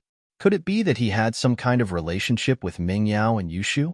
But Mingyao was the daughter of the chairman of the school. Jifeng wouldn't dare to say anything to her. The boring life of studying always made people want to gossip to relieve their stress. So, when the three of them left the classroom, people started to whisper among themselves. However, even Lin Yi himself, who was involved in this matter, was curious as to why Jifeng was looking for them. Fortunately, Jifeng didn't dare to act arrogant in front of them. He didn't take 2 steps and explained, Headmaster Ding asked me to look for you guys to discuss about the donation event for the orphanage. So it was like that. Lin Yi nodded. Other than that, there really wasn't any other reason to link him to Mingyao and Yushu on the surface. But even Jifeng himself had his own suspicions. When Lin Yi first transferred here, he didn't act like he was close with Mingyao. Instead, he was with Tang Yun. This made Jifeng think that Lin Yi might just be related to Peng Zhan, but they weren't close at all. He was being manipulated by Lin Yi because Lin Yi caught his weakness, and it wasn't because he was trying to flatter Mingyao. But now, it didn't seem to be the case. Especially these few days, Lin Yi, Tang Yun, Chen Mingyan, and Yushu went to school together. Jifeng felt that things weren't as simple as he thought. But even so, Jifeng didn't want to get to the bottom of it. No matter what their relationship was, it wasn't his concern. Binggong didn't stand up to greet them as they entered the office. Mingyao might be the miss of a rich family, but she was still a student. Binggong, on the other hand, was the headmaster of the school. He had to maintain some of his dignity. Fortunately, the miss wasn't a bossy person. She wouldn't do anything disrespectful in school. Take a seat yourselves. Binggong gestured for the 3 to sit on the sofa opposite him. Yao Yao, Shu, and Lin Yi, I called you here today to discuss the donation event for the orphanage. This is also Chairman Chu's idea. After all, you were the ones who suggested it first. If you have any suggestions, you can tell me. Mingyao and Yushu looked at each other, The two of them didn't have any experience like this, and it was just a flash of inspiration. How could they compare to a professional like Bing Gong in terms of giving suggestions? As the headmaster of the school, it wasn't the first time that Bing Gong had organized activities for students and teachers. He was more experienced than Ming Yao and Yushu. Headmaster Ding, we're all students. We're not as experienced as you. I'm sure the school already has a plan in place. What do you want us to do? Linny, of course, knew what Bing Gong was trying to say. Bing Gong's words were just polite words to save the Miss face. But with the Miss personality, she wouldn't care about such things. Linny, on the other hand, could tell that Bing Gong really did have some trouble. He must have asked for Peng Zhan's approval before asking Ji Feng to call them here. Bing Gong looked at Lin Yi, then at Ming Yao and Yu Shu. The two didn't say anything. Evidently, they agreed with Lin Yi's words. Bing Gong couldn't help but feel shocked. It seemed like the Miss and Shu were following Lin Yi, but this was good. With a smart person like Lin Yi here, it would save them a lot of trouble. And so Bing Gong said directly, here's the thing. After the school's discussion, we decided that it's not a problem to ask for donations, but it's not easy to get these bosses to donate money. Although the boss who received the invitation might generously donate 10 or 20,000 yuan, it shouldn't be a big sum of money for the orphanage. What I'm trying to say is, since we're doing this, we should raise as much money as we can, at least temporarily. Yes, Headmaster Ding, you're right. Linny nodded and didn't say anything else, listening to Bing Gong. First of all, in order to get those celebrities to donate money willingly, we have to at least hold a show. If there's a show, there needs to be a host, and according to the current rules, the host should be a beautiful woman. Beautiful women are easy on the eyes. Bing Gong laughed dryly and said, although it's a bit tacky, in order to get those rich people to donate, we have to be tacky. And in the school, there are 3 school beauties, Yao Yao, Shu, and Tang Yun. I think there's Xiao Xiao now? Linny was a little surprised. He didn't expect the old-fashioned Bing Gong to say something like this. Ming Yao, on the other hand, was a little embarrassed to be called a school beauty by the headmaster. But Shu, on the other hand, accepted it happily. Headmaster Ding, you want me and Shu to be the hosts? Ming Yao asked. Of course, that's my idea. Whether you guys are willing or not, I'll have to discuss it with you guys. Bing Gong nodded. Of course. Ming Yao nodded, not rejecting it. It's my duty to donate to the orphanage.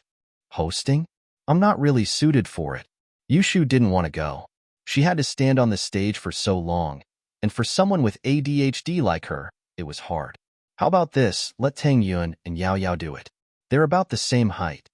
Linny thought about it and decided for Tang Yun.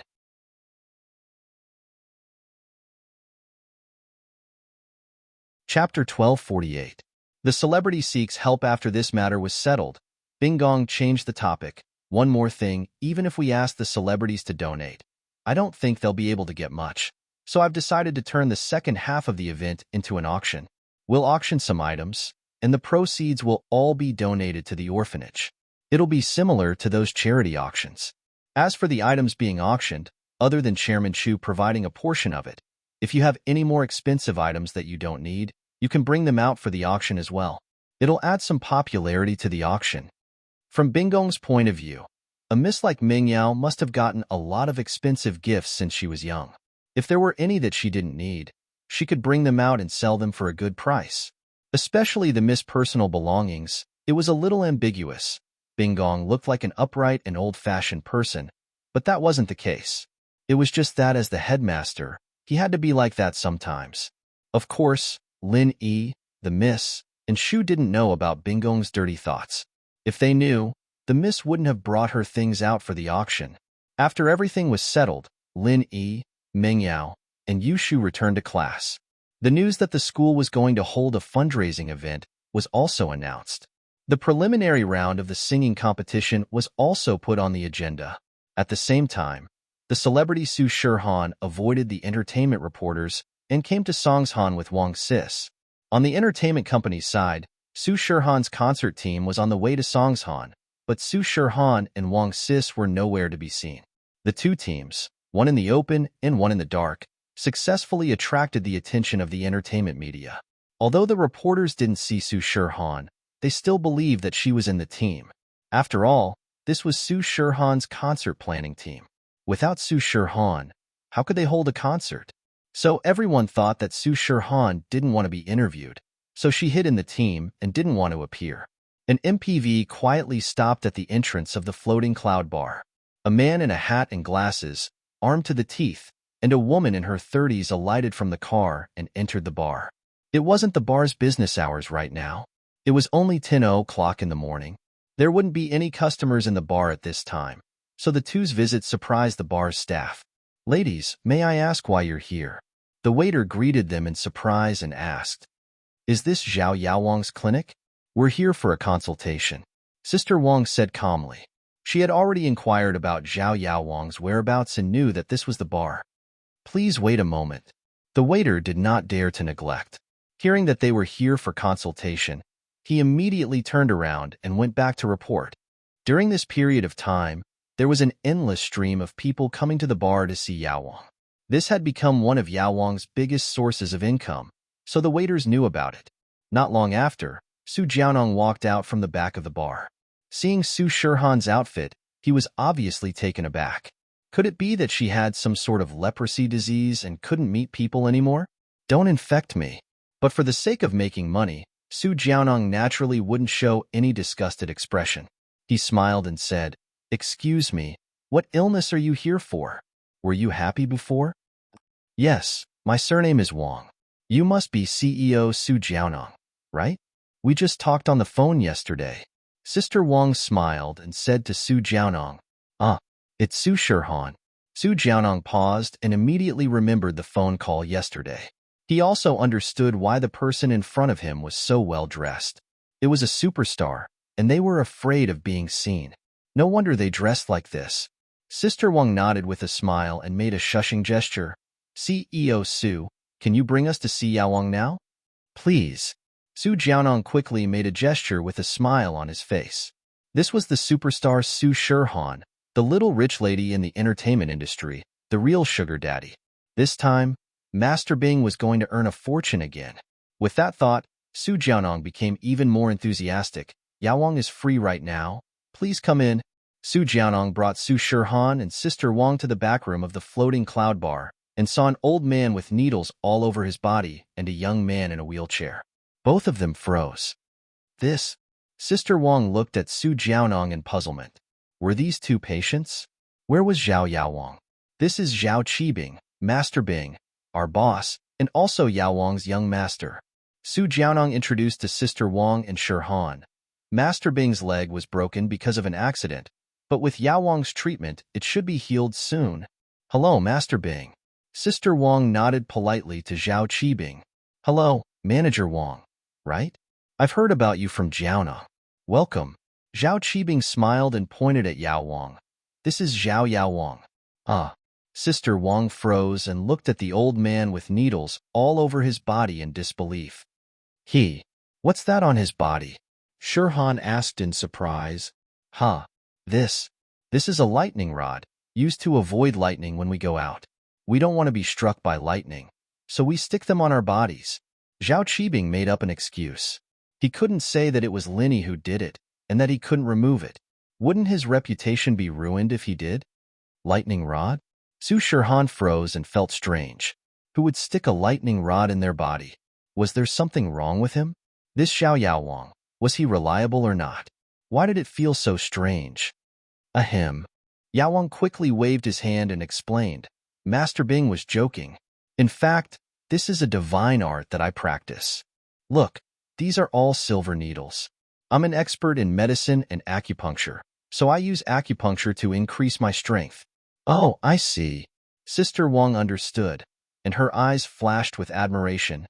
Yaowang is indeed a master. To be able to use such a mysterious method to increase strength. "It's nothing, huh?" Yaowang laughed proudly. "Let's not talk about this for now. Let's see the doctor first." "This is the superstar, Shirhan, right?" "Yes, it's Shirhan." Sister Wang nodded. "Thank you, Yaowang."